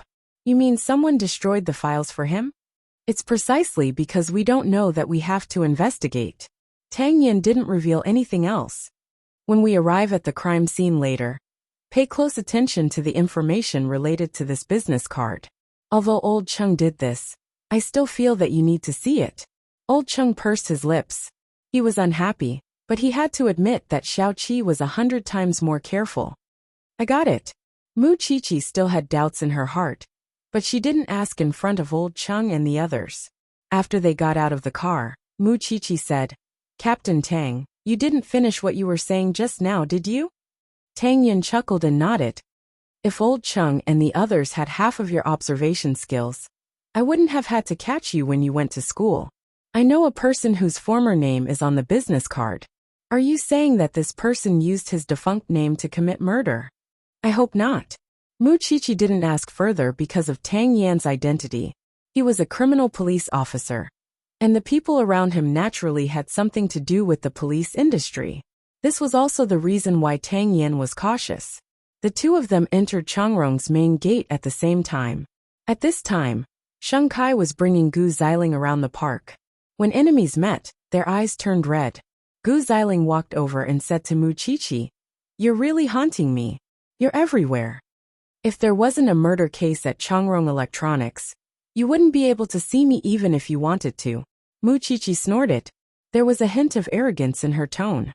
However, this made old Cheng and the others happy. They were all young ladies from rich families, but the difference was huge. You're just a forensic doctor. What's there to be proud of? Besides, you have a personal grudge against us. Who knows if you'll take this opportunity to avenge your personal grudges? Gu Xiling grabbed Mu Qiqi and prevented her from entering Changrong's staff dormitory. After hearing Gu Xiling's words, old Cheng was angry. He opened his mouth to retort, but was stopped by Mu Qiqi. I'm not as free as you. Speaking of which, I still have a private score to settle with you, but not now. Mrs. Sheng, ever since I met you, you've always been in a state of ignorance. There's a murder case at Changrong today, but you're still acting recklessly. You're wasting time by stopping me. It won't do Changrong any good. Mu Qiqi's tone began to turn cold. Tang Yin also said directly, Mrs. Sheng, please don't interfere with official business. After saying that, he brought Mu Qiqi to the first scene of the murder case. Gu Xiling wanted to chase after her, but she was stopped by Sheng Kai. She has a public position now. Don't pester her endlessly. What can she do to investigate the case? She just wants to cause trouble for Changrong. If you want to stop her, then come up with a way. Yelling here will only embarrass you, Sheng Kai said sternly. Isn't our current situation difficult enough? You still have to make things difficult for me here. Gu Xiling found it hard to calm down, but she was helpless. Could Mu Qiqi solve the case alone? She suspected that this case could not be closed as a suicide. It was Mu Qiqi's doing. She was extremely despicable. Mu Qiqi carefully observed every part of the crime scene. It was such a clean space. The murderer had even cleaned up the traces of the deceased. How could she find new clues? Mu Qiqi took out the business card and thought about it carefully. The last woman had a boyfriend, but this time, this woman did not. She was single. She could make the deceased willingly buy arsenic. There must be a connection between the deceased and the murderer. It was just that they had not discovered it.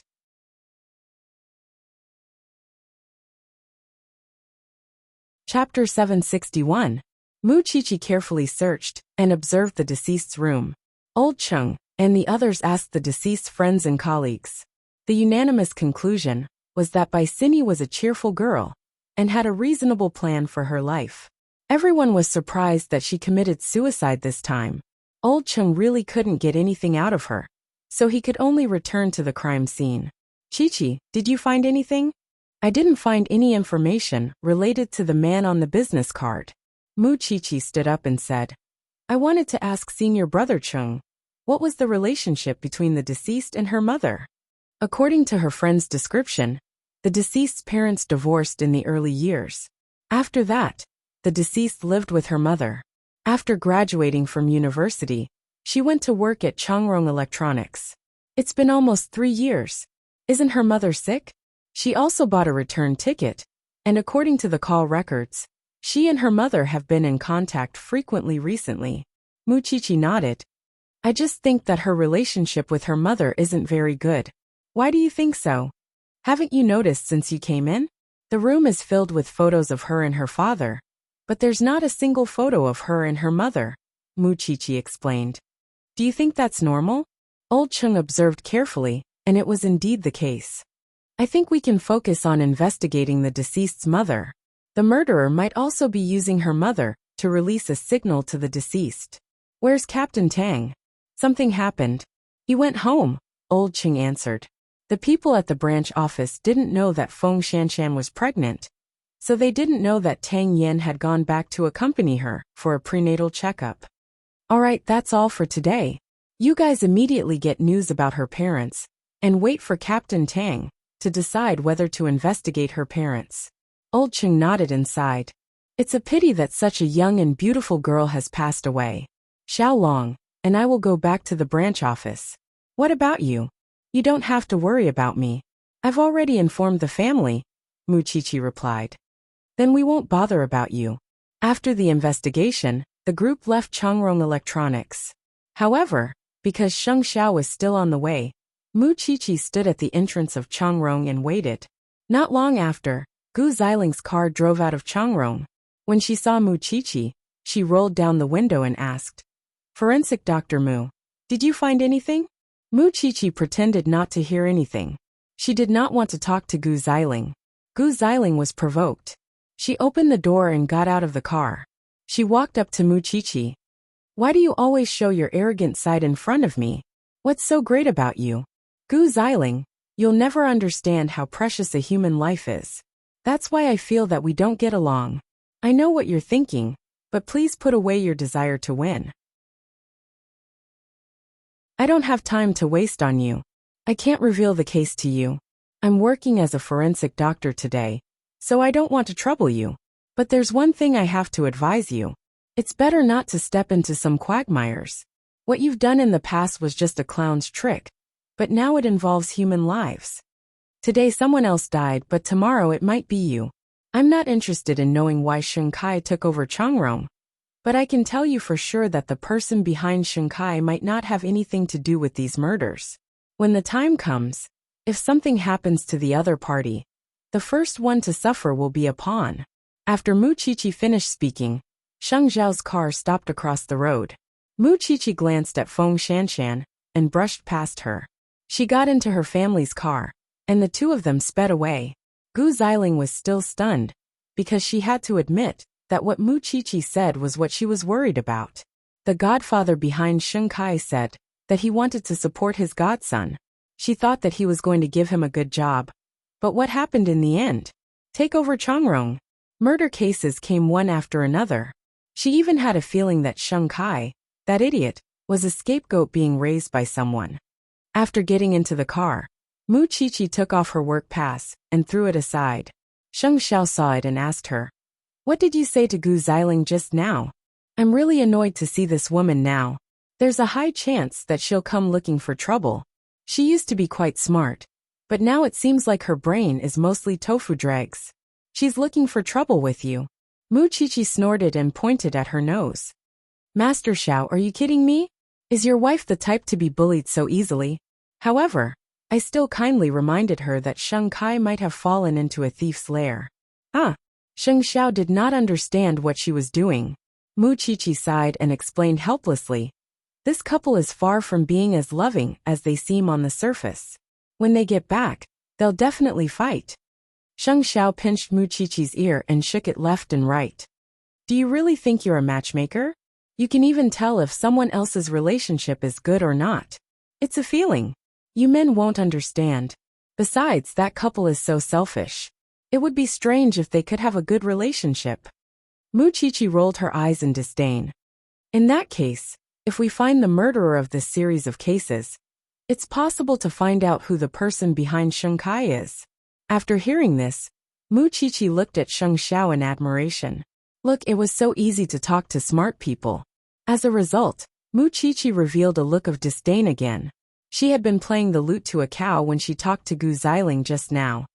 On the other hand, Tang Yen had taken 2 hours off to keep his promise and bring Feng Shanshan to the hospital for a checkup.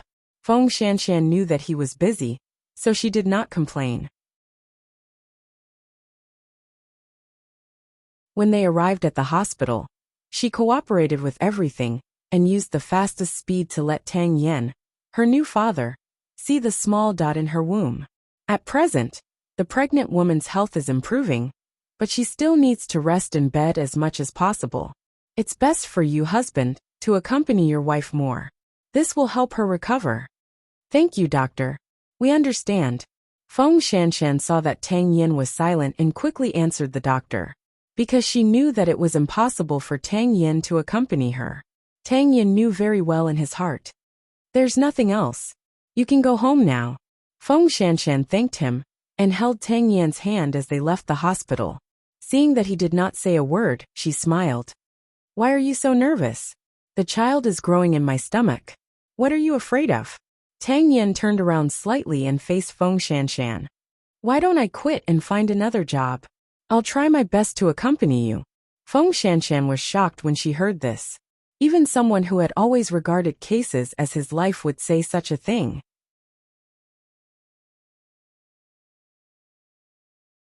Chapter 762. But I don't want me to owe you more and more.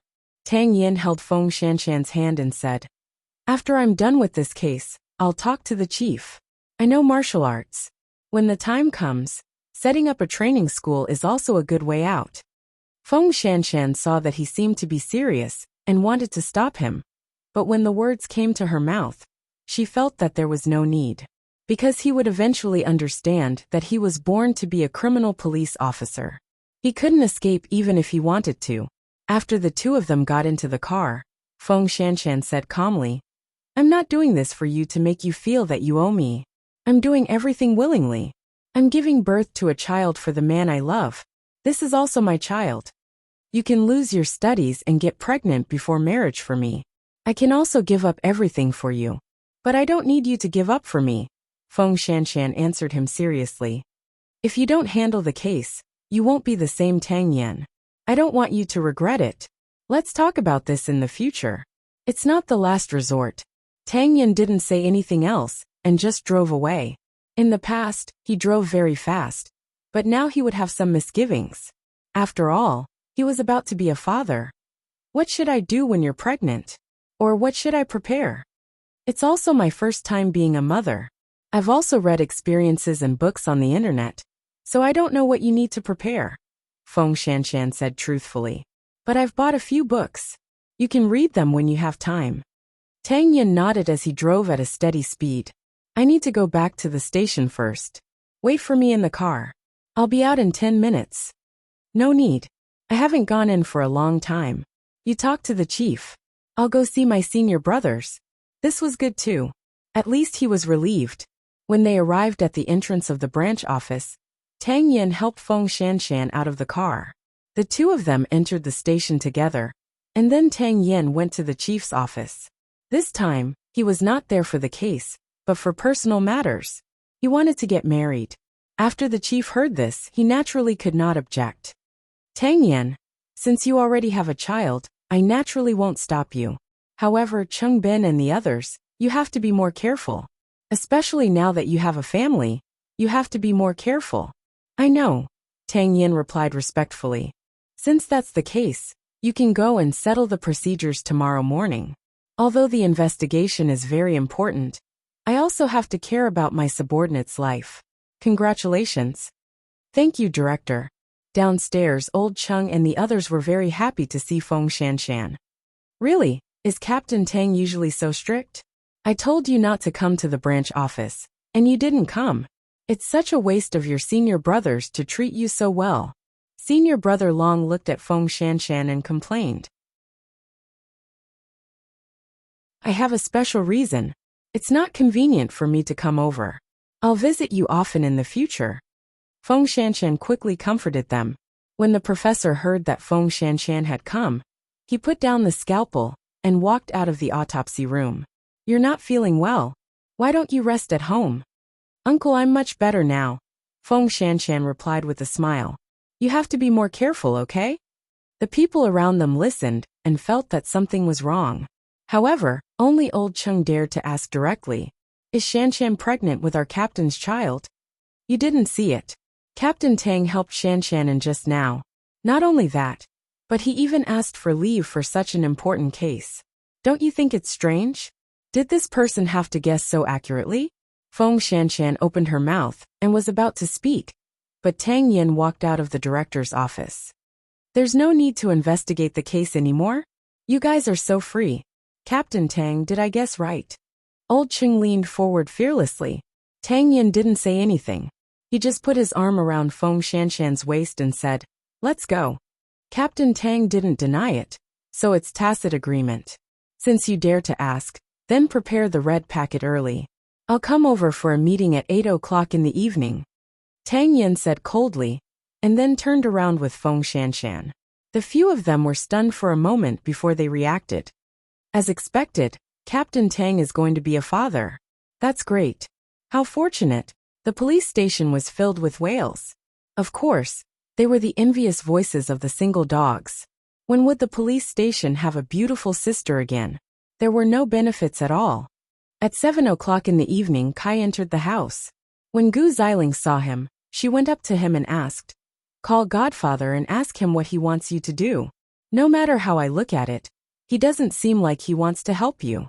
Instead, he wants to use you as a tool." Sheng Kai pushed Gu Xiling away and looked very impatient. "You don't know anything at all." "I don't know, but I know how to seek benefits and avoid harm. I don't want to be dragged down by you." Gu Xiling lay on the sofa and said, "B***tch." Sheng Kai pointed at Gu Xiling and scolded, "Gu Xiling, you're already married to me. Stop dreaming. How can you find another man to be happy in this life? If you don't want to call, I'll call Godfather." After saying that, Gu Xiling was about to go forward and snatch Sheng Kai's phone, but Sheng Kai slapped her to the ground. Unreasonable. Gu Xiling was stunned and could only sit on the ground weakly. "So you're incompetent? Because you only know how to go home and hit women." Sheng Kai was almost angered, but when he saw the blood at the corner of Gu Xiling's mouth, he did not continue. He just grabbed his clothes, slammed the door and left. Perhaps Gu Xiling felt that her life was too good. The two of them quarreled, and Sheng Kai rushed out of the door. That was exactly what Mu Qiqi had predicted, without a single mistake. At 8 o'clock in the evening, Tang Yin returned to the police station for a meeting to summarize and sort out the latest clues.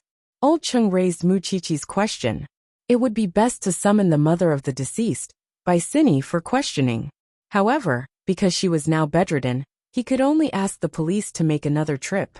Tang Yin felt that since Mu Qiqi was the one who had discovered this clue, it was most appropriate for her to go. One day and one night should be enough. He just didn't know if Xing Xiao would let her go. Mu Qiqi was definitely willing to go. The key was, where was her man? How about this? The deceased's father is in this city. Summon him for questioning first before deciding whether to go to J City. Tang Yin decided.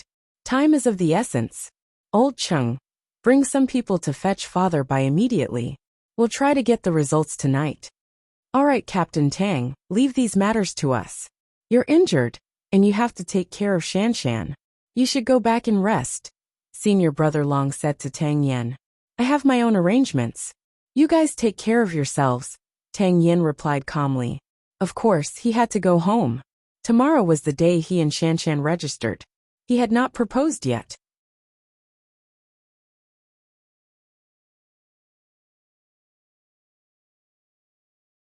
He had thought that his nephew would be cold for the rest of his life, but Feng Shanshan appeared and immediately showed her charm. She made his nephew, who did not understand feelings, obedient. Look, he even knew how to be romantic now. About 5 minutes later, the alarm clock beside Feng Shanshan rang. She was woken up. Seeing the colorful light in the bedroom, she immediately got up. The living room was lit with candles, white roses, and twinkling lights. The whole place looked dreamy and fairy tale. Then, Tang Yin came out of the bathroom with firm steps. This was the first time Feng Shanshan had seen him wear a police uniform. His natural heroic spirit and strong figure made people almost forget what it was like to wear this police uniform. Then, Tang Yin walked in front of Feng Shanshan and held her hand seriously. I didn't want to wake you up, but I want to change our relationship. I'm a cold person and I'm proud. I'm often not at home. When I'm on a mission, I'll forget the whole world. But after meeting you, I want to change everything. Shanshan, because of you, I want to have a home. After saying this, Tang Yin suddenly knelt on one knee and took out a brocade box from his pants pocket. There was a simple diamond ring inside, but because it was simple, it made Feng Shanshan feel at ease. Marry me. From now on, let me protect you and our child, okay? He specially wore a police uniform because he was swearing with it. From now on, she would be his everything. Feng Shanshan knew his intentions, so her eyes involuntarily turned red. Even if you don't propose, I'll only recognize you as a man. Feng Shanshan covered her face and said, to me, nothing is important. You and the child are my life. After saying that, Feng Shanshan pulled Tang Yin up, and Tang Yin took the opportunity to put the ring on Feng Shanshan's hand. Then, the two of them stared at each other and hugged each other affectionately. At this time, Professor Tang and Feng Shanshan came out of the kitchen. The old couple finally saw their child's happiness with their own eyes, and they could finally put down the big stone in their hearts. Uncle, Aunt, I asked them to come because they're our only family. I hope to get their approval and blessings, Tang Yin explained to Feng Shanshan. Professor Tang's eyes turned red. He pointed at Tang Yin and said, if you don't treat Shanshan well in the future, I won't let you off. But Shanshan, don't worry. This kid is wearing a police uniform to propose to you, which means that he values you more than his own life. This is the highest promise a man can make. Feng Shanshan leaned into Tang Yan's arms. She was extremely touched and happy. She felt that all of this was a dream.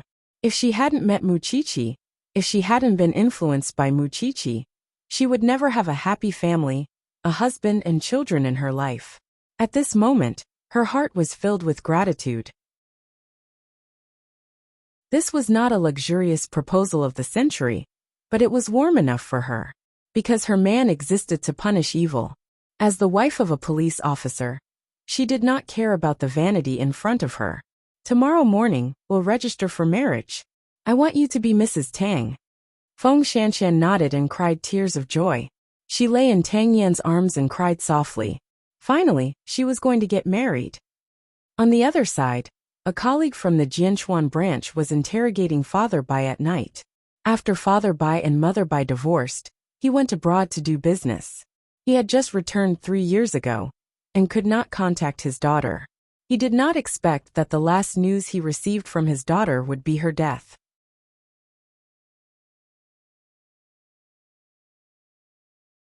Chapter 764. When was the last time you saw your daughter? Last Christmas, Papa Bai answered. Then you don't know anything about your daughter? Papa Bai's eyes were red as he shook his head. I'm a derelict father.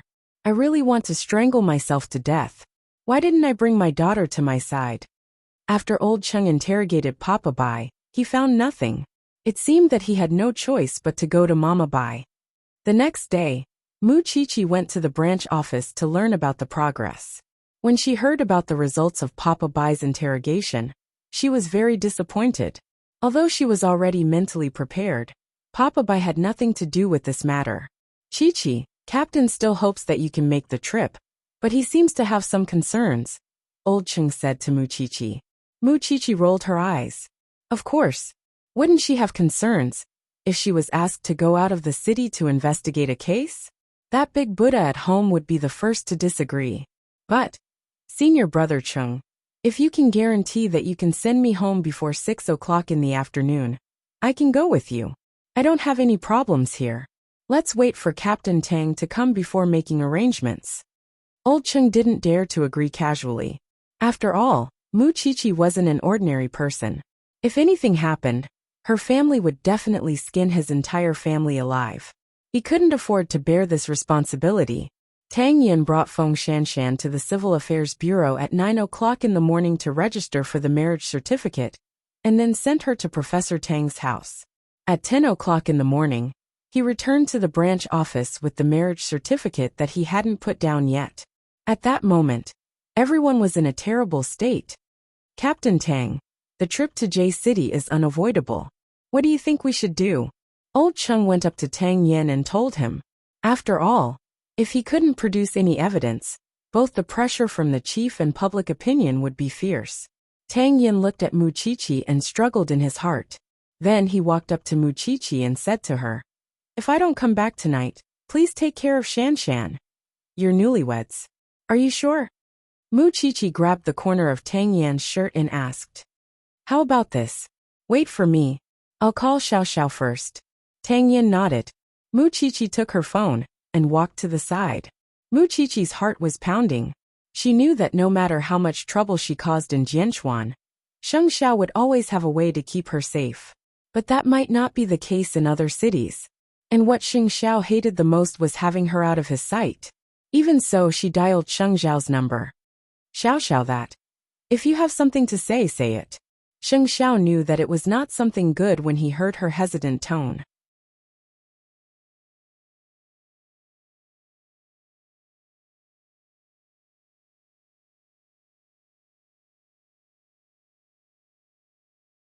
Chapter 765.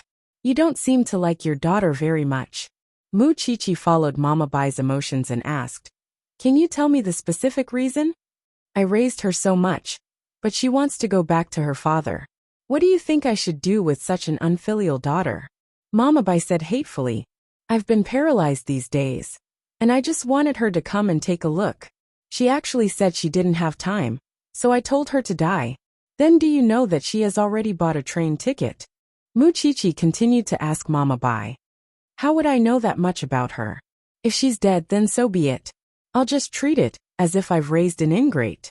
From Mama Bai's words, Mu Qiqi could not tell that this woman had any feelings for her daughter. Mu Qiqi and Old Chung looked at each other and did not say anything. Mama Bai began to chase them away impatiently. Are you done asking?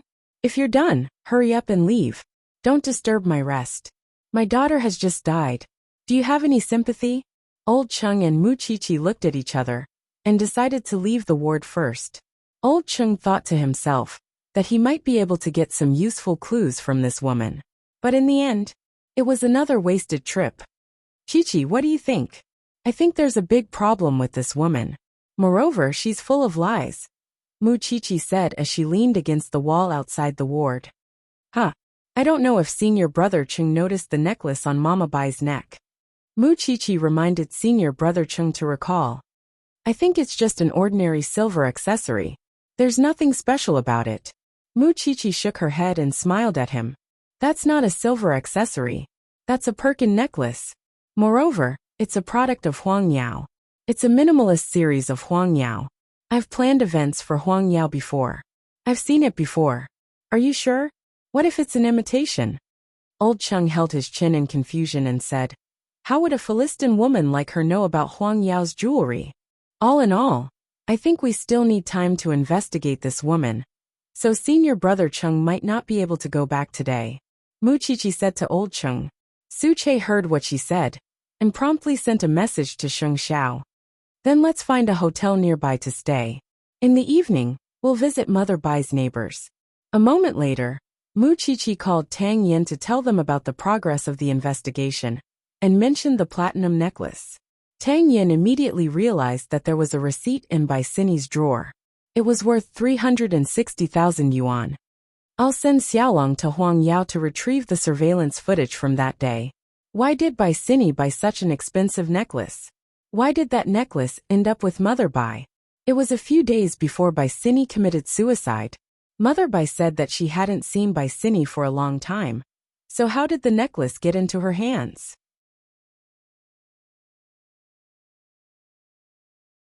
With many questions, Mu Qiqi and Old Chung arrived at the place where Mama Bai lived and began to visit the neighbors.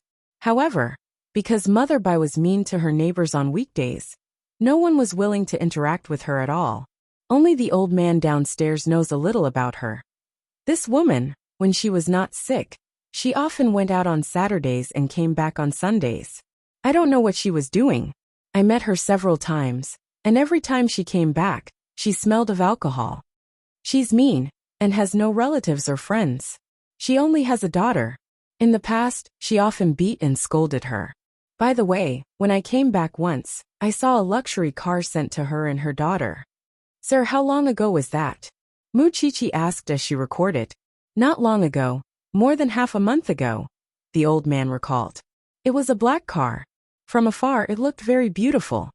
From this, It could be seen that Mama Bai's mouth was full of lies. No, it should be said that she didn't say much and deliberately avoided it. Alright, it's getting late. Let's find a place to rest for the night, and see what Captain Tang will do. Senior brother Chung looked at his watch, and turned to look around. Why don't we stay nearby? I've already arranged accommodation for you just now. Su Che, who had not spoken for a long time, suddenly said. The two of them were stunned for a moment and nodded. That's good too. Then, the three of them went to eat some J-City specialties. Because Mu Chi-Chi still wanted to go back to her room to sort out her doubts. After eating, the two of them went to the hotel under Su Che's lead. You rich people really know how to find a place. You can even find a 5-star hotel in a small place like J-City. Chi-Chi, I'm really basking in your glory.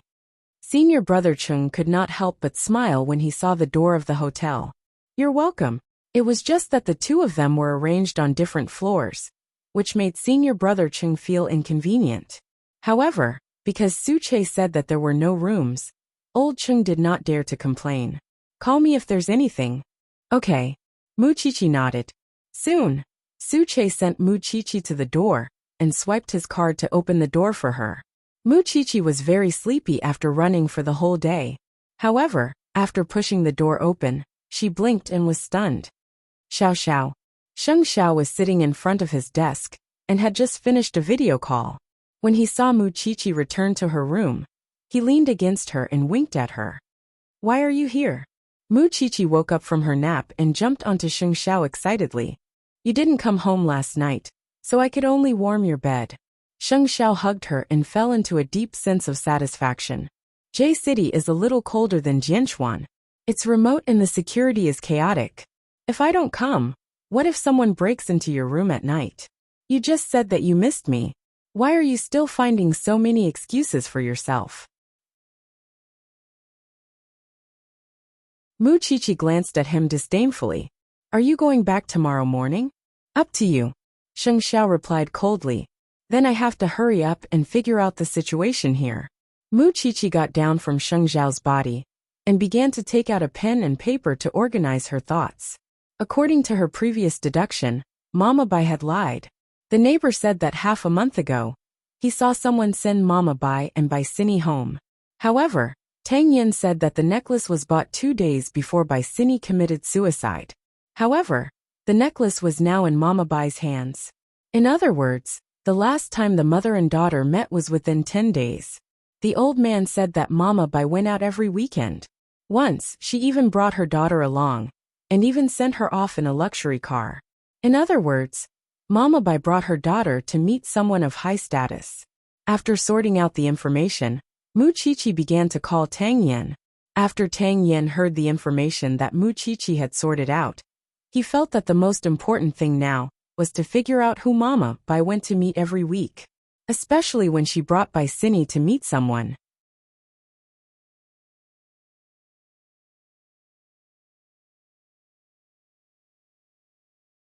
Lying in his warm embrace, Mu Chi-Chi fell asleep.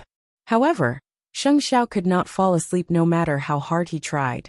This was not Jianchuan, nor was it a home with a complete security system.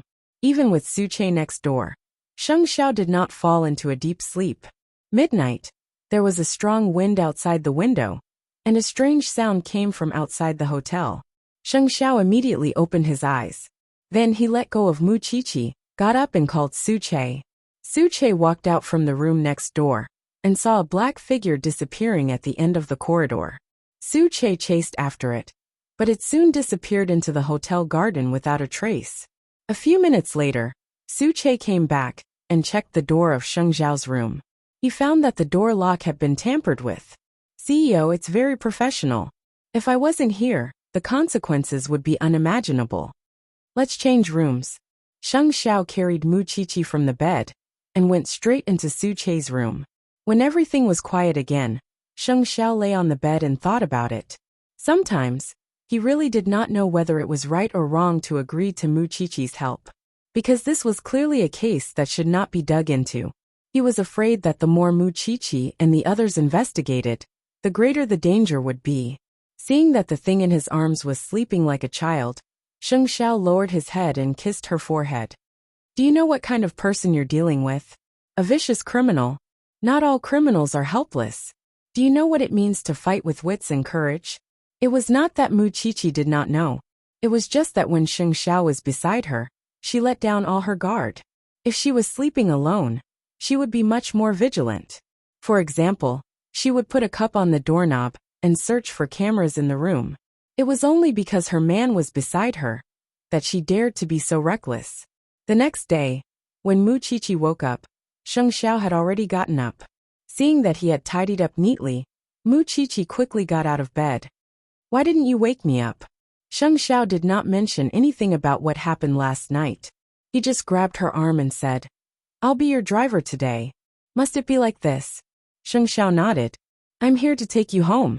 Well, senior brother Cheng would laugh at her for being a child who had not weaned off her mother's milk again. In fact, only she knew how vicious Sheng Xiao's eyes were and how meticulous his heart was. If this goes on, no one in the family will earn money because I've captured you to investigate the case. Don't be heartless. After investigating this case, go back to school in peace. For some reason, Mu Qiqi felt that Sheng Xiao seemed to know something. However, once he planned to hide it from her, he would not say anything. Soon they gathered at the door. After Mu Qiqi and Old Cheng discussed, the two of them prepared to retrieve Mama Bai's call records and begin to investigate the suspects. Actually, the workload was not that big. After all, Mama Bai only contacted people on weekends, and it was a fixed number. There shouldn't be many. Sure enough, after the two of them scanned Mama Bai's call records, they locked onto two numbers and quickly found the owners of these two numbers. One was called Zhou Qin, and the other was Su Hong. Now, as long as we verify the identities of these two people, everything will be easy. But was it really as simple as Old Cheng said? Qiqi, rest for a while. I'll call Captain Tang and see what he says. Old Cheng took out his phone. He couldn't hide his excitement, because this seemed to be one step closer to the truth. Mu Qiqi nodded. She was drenched in sweat from running, and returned to the car to rest. However, just as Old Cheng was making the call, a motorcycle suddenly appeared from around the corner and crashed into Old Cheng. Old Cheng was caught off guard and was slammed into the wall. Mu Qiqi sat in the car and saw everything clearly. Sheng Xiao immediately turned his head and saw that Su Che had already gotten out of the car and was running away. The other party sensed that Su Che's skills were extraordinary. He turned around and sped away without any hesitation. Mu Qiqi quickly got out of the car to check on Su Che's injuries. Old Cheng, how are you?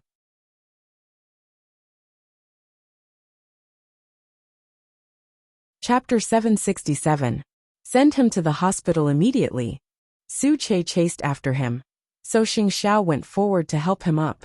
He said to Mu Qiqi, You're a medical student. You should know where he was hit. See if you can deal with it first.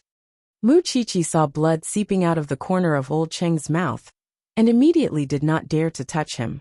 No, there's organ damage in his abdomen. We have to do an abdominal TC immediately. When he heard the words organ damage, Sheng Xiao sped up. He did not even realize that his hands were trembling as he held the steering wheel.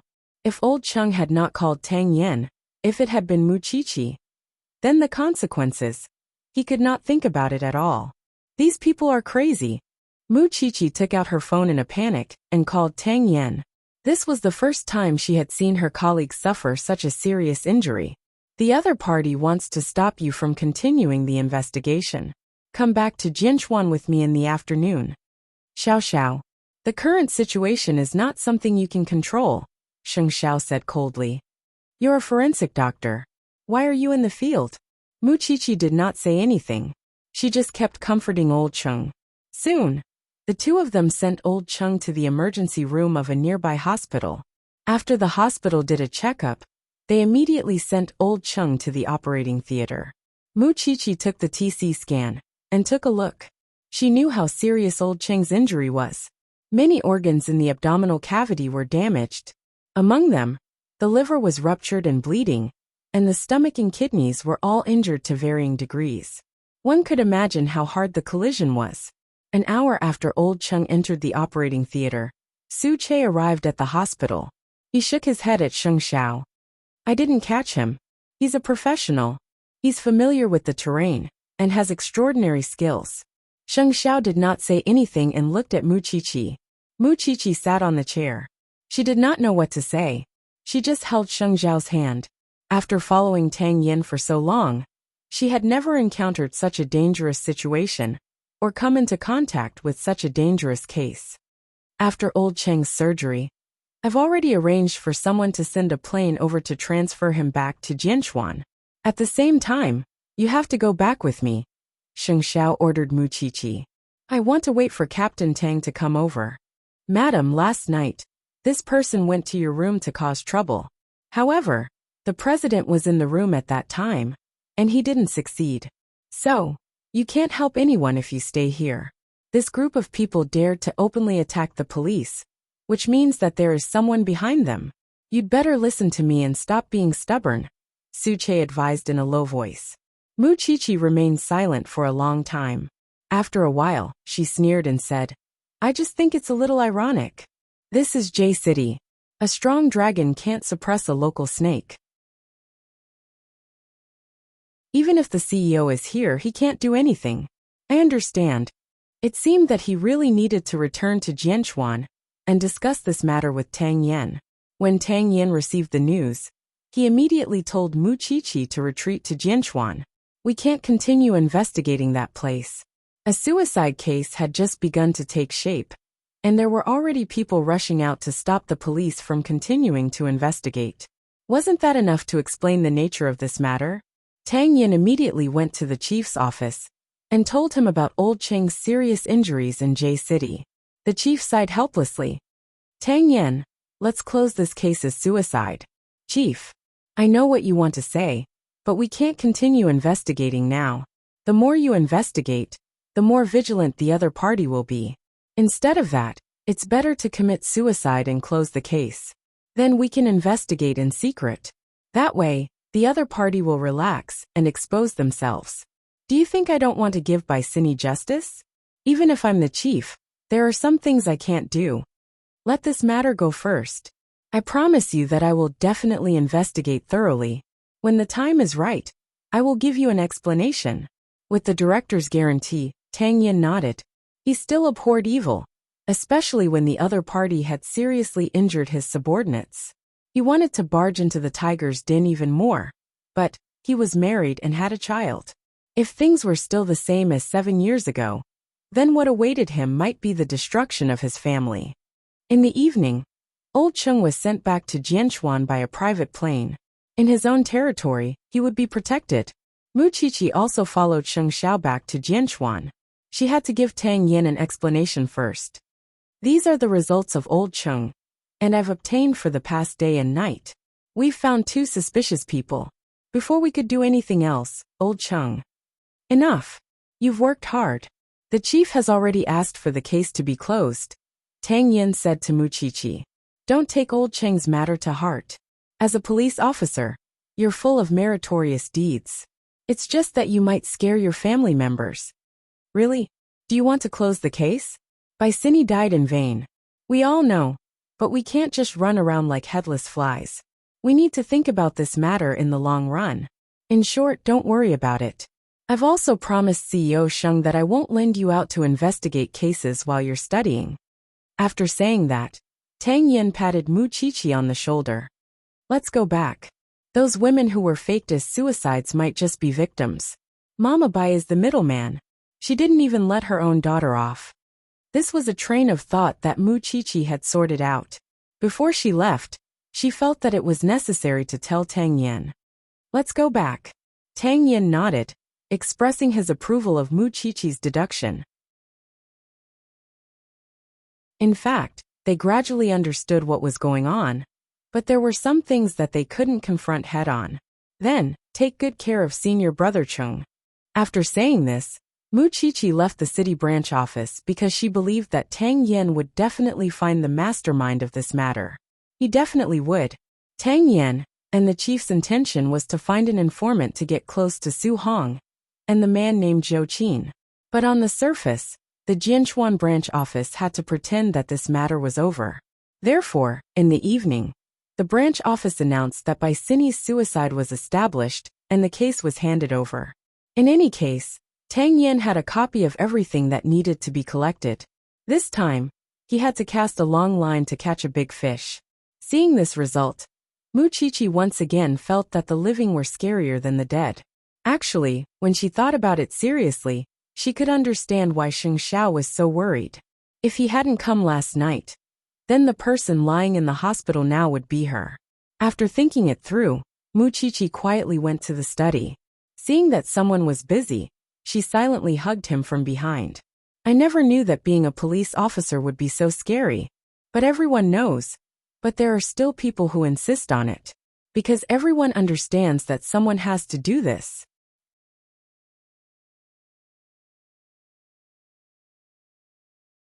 Chapter 768. Muchichi did not say anything else.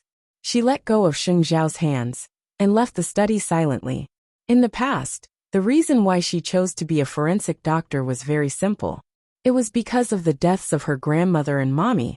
She wanted to redress the grievances of the dead. But now, she could clearly feel that Sheng Xiao was enduring it. He was tolerating her stepping on his bottom line again and again. After all, he did not want anything. He only wanted her to be safe by his side. Muchichi felt uncomfortable, so she did not tell Sheng Xiao and walked to Tang Yan's house. She did not know if it was because Feng Shanshan was pregnant, but she seemed much gentler.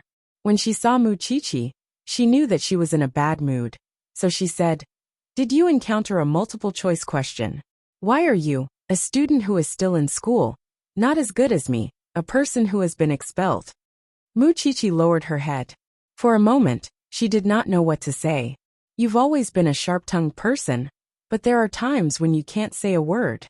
Feng Shanshan poured her a glass of warm water and pursed her lips.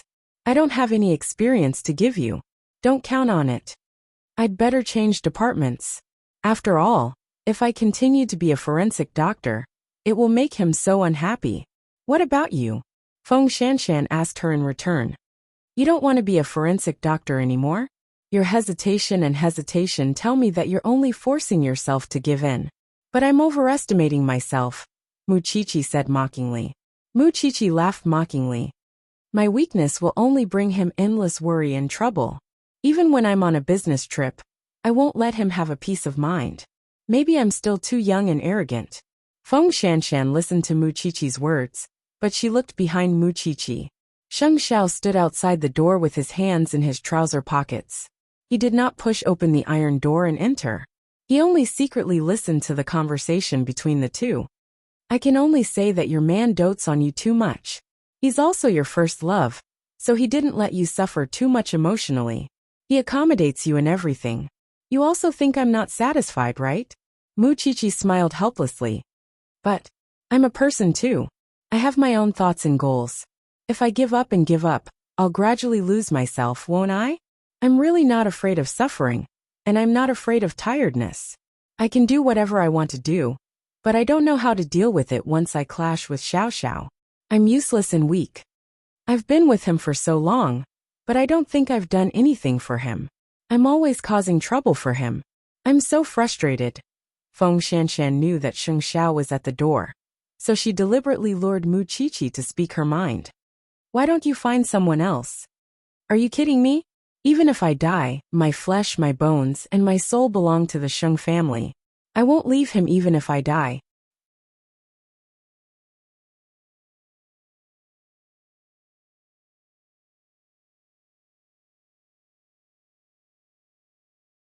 Chapter 769.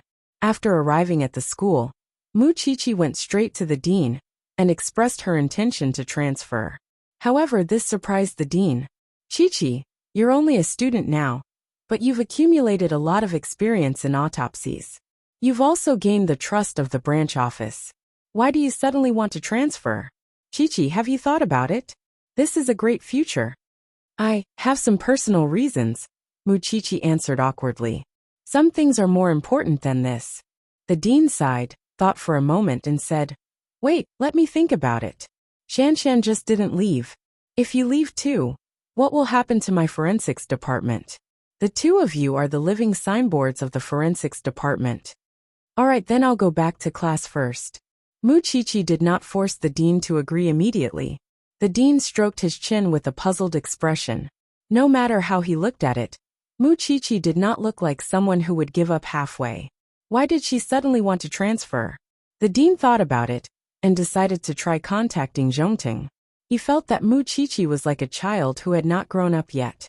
All her rights were in Sheng Zhao's hands. The secretary received a call from Muqiqi and transferred it to Sheng Zhao's office. CEO Sheng, sorry to disturb you. I'm Qiqi's dean. Has she encountered some difficulties recently? Why would she want to transfer? Do you know about this? Sheng Zhao leaned against his office chair. Of course he knew why. He had been angry with that thing last night. He did not expect her to really ask the school about it. Forget it, I don't know. I also want to know why she wants to transfer, Sheng Zhao replied calmly. How about this? I'll come over with my secretary in the afternoon. We'll talk face to face then. The dean did not expect to meet an outstanding alumnus. Of course, that was exactly what he wanted. See you in the afternoon. The dean could not hide his excitement. It turned out that Muqiqi did not discuss this with her family. He did not know why she was throwing a tantrum. This was really not in line with her usual personality. However, if Sheng Zhao were to appear, he felt that he could keep her. After lunch, Muqiqi was taking a lunch break in the library. The dean sent someone to find her and asked her to go to the office immediately. Muqiqi thought that the dean had probably found a way to convince her and wanted to give it a try. Muqiqi closed the pathology textbook and walked quickly to the dean's office. However, when she stopped at the door, she heard a familiar voice. Muqiqi knocked on the door and entered. Sure enough, she saw a man in a suit and leather shoes. He had the aura of a king wherever he went. His expression was serious, and the way he looked at her was filled with doubt. Qiqi, don't blame me for inviting CEO Sheng over. Tell me, why didn't you discuss something as important as transferring to another faculty with your family? No room for negotiation? She had told a certain man last night, okay? Sheng Zhao did not say anything. He just drank the good tea that the dean had brought out with a faint smile.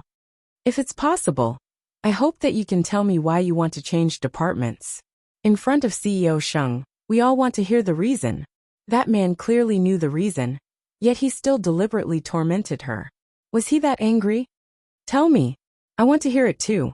Sheng Zhao slowly put down the teacup and looked at Muqiqi. Muqiqi took a deep breath and answered seriously. It's too dangerous. I'm afraid of death. That's it. The dean was stunned. He thought that Muqiqi was going to say something long, but he didn't expect her to only say 7 words. Qiqi, aren't you being too hasty? You're also a forensic assistant. The danger of being a forensic doctor isn't high. The dean was very puzzled and looked at Sheng Zhao inquiringly. CEO Sheng, what do you think? I think so too. The danger of being a forensic doctor isn't bad. So there's no need to talk about transferring departments. Sheng Zhao made the final decision. The dean's face immediately beamed like a flower. However, Muqiqi looked at Sheng Zhao and suddenly did not understand him. Dean, can you give me 2 minutes to talk to CEO Sheng alone? Muqiqi turned to the dean and asked in a very sincere tone. The dean thought for a few seconds and nodded. I'll go out for a breather. When Muqiqi saw that he had left, she glared at Sheng Zhao. Master Zhao, I suddenly don't understand you. You're the one who said it's too dangerous, and you're the one who didn't let me transfer departments. Sheng Zhao took the opportunity to hook his arm around her neck and pull her closer. When did I agree to you transfer departments? Last night. But you know that I'll feel sorry for you. It's your business if you feel sorry for me. It's my business if I don't agree. The forensic doctor is doing well. There's no need to transfer. Sheng Zhao let go of her neck to prevent the people outside the window from peeping. But I'll still be in danger. I won't let a little thing sacrifice herself for me. Sheng Zhao leaned against the sofa and stood up. Then why were you angry in the morning? You even lost your temper and ignored me and left. Sheng Zhao thought for a moment and tilted his head to look at her. I left a note for the morning meeting. You're deliberately making me anxious. Muqiqi was sure that this man knew how to play tricks. Yes, so what? Sheng Xiao slowly curled his lips, confident and proud. Don't let your dean worry if it's nothing. It's not good to scare someone into a heart attack, although I, Sheng Xiao, don't lack this bit of compensation. Mu Qiqi really wanted to bite him hard. He had made her suffer all night and worry about him. In the end, she had been taught a lesson by him. Especially after the dean came back in. Sheng Xiao's words were really asking for a beating. Maybe she wants to pretend to be mature, so Qiqi has more ideas. I hope you can help me restrain and discipline her, so that I don't have to worry. The dean knew what kind of role Sheng Xiao had in Mu Qiqi's eyes, so he nodded. Of course. Don't worry, CEO Sheng. As long as she did not leave, everything was fine. Mu Qiqi rolled her eyes. However, even though she had been fooled by this man, she was still happy because he still understood her.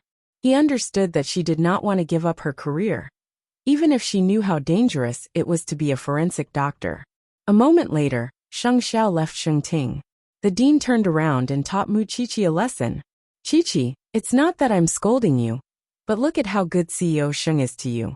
He has so many things to deal with every day, but he still took the time to meet me for your matter.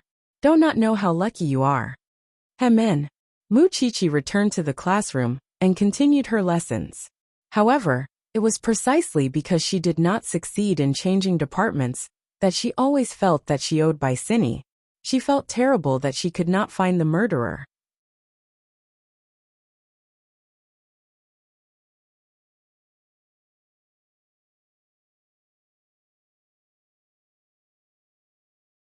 Sheng Xiao looked at her, and she put her arm around his shoulders. What? You can't sit? I haven't hugged you for one night, and you're already impatient? Sheng Xiao took off her school bag and put it aside. Then he let her sit on his lap. If you need anything in the future, just tell me. Don't look for outsiders, okay? Yeah. Mu Qiqi nodded. After being taught a lesson by Sheng Xiao, Mu Qiqi stayed at home to read and watch TV. This was because she did not need to investigate the case now, nor did she need to work overtime. However, just as she was watching the news in boredom, she saw that Sheng Bowen was trending. According to the news report, Sheng Bowen's car had hit a little girl who had fallen to the ground at a certain intersection, but he immediately drove away. The little girl was sent to the hospital with the help of a passerby. At present, the little girl's mother had already called the police. According to the surveillance footage, the car that ran over the little girl was a blue Lamborghini. It belongs to Sheng Bowen, the current person in charge of the well-known company, Huang Yao. Huang Yao has yet to respond to this, and the police are also conducting further investigations into the case. After Mu Qiqi finished reading, she immediately looked at Sheng Xiao, who was flipping through the information at the side. Do you already know? Isn't it third brother? It's his car, but I don't know who's driving it, Sheng Xiao replied. Hurry up and call him. Mu Qiqi took out her phone and wanted to dial Sheng Bowen's number. However, after thinking about it carefully, she felt that it was not appropriate, so she called Ren Yufei. On the other end of the line, Ren Yufei was sobbing. Third sister-in-law, what's going on? I just saw the news. At that time, your third brother and I were on our way home. Because there was another car on the right, we were in a blind spot. We didn't notice that there was someone under the car, and thought that it was just running over a rock. We only found out after the fact that a child was involved under the car. Your third brother has already gone to the hospital. It's not what the media reported. We are all very concerned and worried about the child's safety. Since that's the case, let the police investigate it carefully. Mu Qiqi comforted Ren Yufei. I also hope that the child's life is not in danger. But why did the child fall to the ground when crossing the road? Where's the guardian? The police are checking the surveillance footage now. Don't panic. The child will definitely be fine. Yes, your third brother won't let me go to the hospital with him at all. Of course, if she went, she would inevitably be scolded by the child's guardian, or even treated even more extreme. How could Sheng Bowen bear to do that? If there's any new news, or if you need help, you must remember to call us. Mu Qiqi reminded Ren Yufei. Those two were kind little sheep.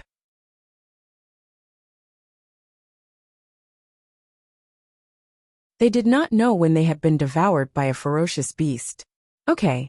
Because she still had things to deal with, Rin Yufei hung up the phone. After Mu Qiqi put down her phone, she could not help but sigh. Her greatest hope was that the child would be fine.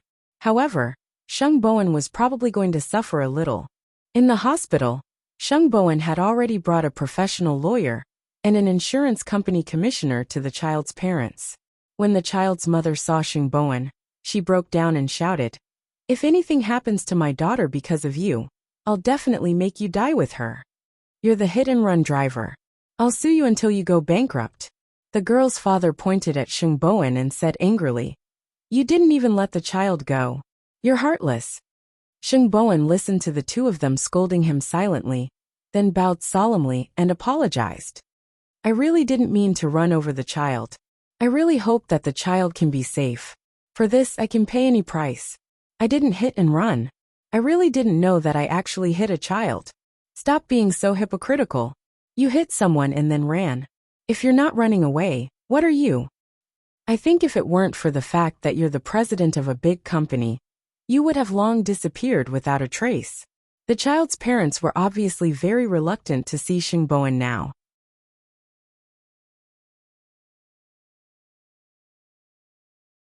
Chapter 771. Sheng Bowen did not leave the hospital because he was concerned about the child's safety. "CEO Sheng, why don't you go back first? Shall we negotiate with the child's parents here?" The lawyer suggested to him. The most important reason was that the lawyer felt that Sheng Bowen was too kind. Instead, it would give those people with ulterior motives an opportunity to take advantage of him. This was indeed compensation, but it was not without a bottom line. "I'll wait outside. When I'm sure the child is fine, I'll go to the police station," Sheng Bowen answered the lawyer. "Okay." After the discussion, Sheng Bowen was about to turn around. However, the hospital nurse suddenly walked in front of Sheng Bowen and said to him, "You're the person in charge of this traffic accident, right?" "I am. Let me tell you a few things in secret. Don't be deceived by that couple. First of all, this child has leukemia and is already very sick. Secondly, they are not the child's parents at all. They are the child's uncle and aunt. When the child was hospitalized, they rarely appeared. I reckon that these two people want to extort a lot of money from you." The nurse held the tray and kindly reminded Sheng Bowen of something. "Thank you." Sheng Bowen nodded and accepted the other party's kindness. "In short, you be careful. No matter what the couple looked like, the child was always innocent. Moreover, as the person in charge of a famous company, no matter how he dealt with this matter, the outside world would find all kinds of excuses to abuse him. However, that was not important now. What was important was the child's life." 2 hours later, the child's surgery was over. The doctor walked out of the operating theater and told everyone who was waiting outside the operating theater, "The child is fine. The injury is not as serious as you think. Take good care of him." Hearing this, everyone in Sheng Bowen's team heaved a sigh of relief. After all, it was a little life. On the other hand, the person who claimed to be the child's parents seemed a little disappointed. Even if the child is fine, that man can forget about escaping the punishment of the law. The child's mother said fiercely, "The hit and run won't be over so easily." The other party was the victim and the weaker party, so he was naturally protected by public opinion. Naturally, the police will deal with that matter. But now, I have been entrusted by my client to be responsible for the child's health. As the child's parents, you should also think about the child's health. I hate the faces of rich people like you the most. You think that everything can be settled with money. Let me tell you, I don't want his money. I want him to pay the price." The child's father shouted sternly. The lawyer had no choice but to go out and tell Sheng Bowen the parents' thoughts. If this matter is not handled properly, it will have a huge negative impact on Huang Yao. It's good that the child is healthy. Leave the rest to the public relations department. Sheng Bowen turned around and said to the lawyer, "Go to the police station now." "Chief Sheng, I suggest that you call Miss Mu about this," the lawyer said to Sheng Bowen. About this Sheng, he did not about it. So he followed the lawyer's advice and called Mu Qiqi. "Xiao, About the child. Sheng. The Li T about is family. About T about S, shout. The child is fine, but I have a few questions here. I want to use your and eighth brother's terrifying analytical senses to help me see the essence of this matter. Tell me. Muchichi was suddenly interested. Just now at the hospital, the nurse told me that this child has congenital leukemia and has been staying in the hospital. The couple that took her out were not her biological parents, but her uncle and aunt. The nurse told me that the two of them were probably here to extort money. Normally, they don't come to the hospital to look after the child. But after the child's accident, the two of them jumped out of thin air. Afterwards, our team communicated with the couple. They were adamant that they wanted to sue me. They weren't here for the negotiation or money. So I felt very conflicted. So, I really want to know if this is a coincidence, or if someone is behind this. He had been subtly influenced by Sheng Xiao and Muchichi. So Sheng Bowen would use his brain to think about it now. Now that the outside world has made you look like a heinous criminal, it has a huge impact on Huang Yao. I think this is why the couple didn't want to communicate. Muchichi thought for a moment and said to Sheng Bowen, there are indeed many suspicious points in this matter. First of all, we have to figure out who the little girl's biological parents are, and why the child is being raised by her uncle and aunt. Secondly, since the child is sick and hospitalized, why did they take her out at night and let her cross the road by herself? In any case, you just continue to pretend to be a naive and innocent person and investigate this matter in secret until the truth comes to light. I have the same idea. I'll go to the police station to make a statement now. Sheng Bowen rubbed his forehead and answered Muchichi, I just hope that this matter has nothing to do with that person. Whether it's related or not, we'll know after investigating. However, even if we find out the truth in the end, the damage to your reputation will definitely be irreparable. After all, the child was injured because of me. I'm mentally prepared. After hanging up, Muchichi still felt that something was wrong, so she called Tang Yen. She wanted to know if she could get the traffic police in charge to handle the matter impartially through him. She wasn't asking for any special treatment. She just wanted justice. If this matter was really related to Sheng Kai, then the other party's hand would be as long as it was in J City. He definitely couldn't be underestimated. If possible, she also wanted to see what the surveillance footage was like at that time. Sheng Xiao silently listened to the conversation between the two of them. He thought to himself that this little one probably wanted to interfere in third brother's matters again. Actually, she couldn't be blamed. From Bai Sini's case to Sheng Bowen's current case, there must be a connection between them. After all, Sheng Kai was the current person in charge of Chongrong Electronics. In addition, Muchichi had always been protective of her own people. Therefore, Sheng Xiao patted Muchichi's head and said as if admitting defeat, since you want to interfere, then go ahead and investigate. Previously, she had a tacit understanding with Sheng Bowen. One was playing dumb in the open, while the other was secretly investigating the case. It was actually not a bad idea. Third brother and third sister-in-law aren't good at arguing. If they encounter such an unreasonable person, they won't be able to deal with it. Moreover, I really want to know if this matter has anything to do with Sheng Kai.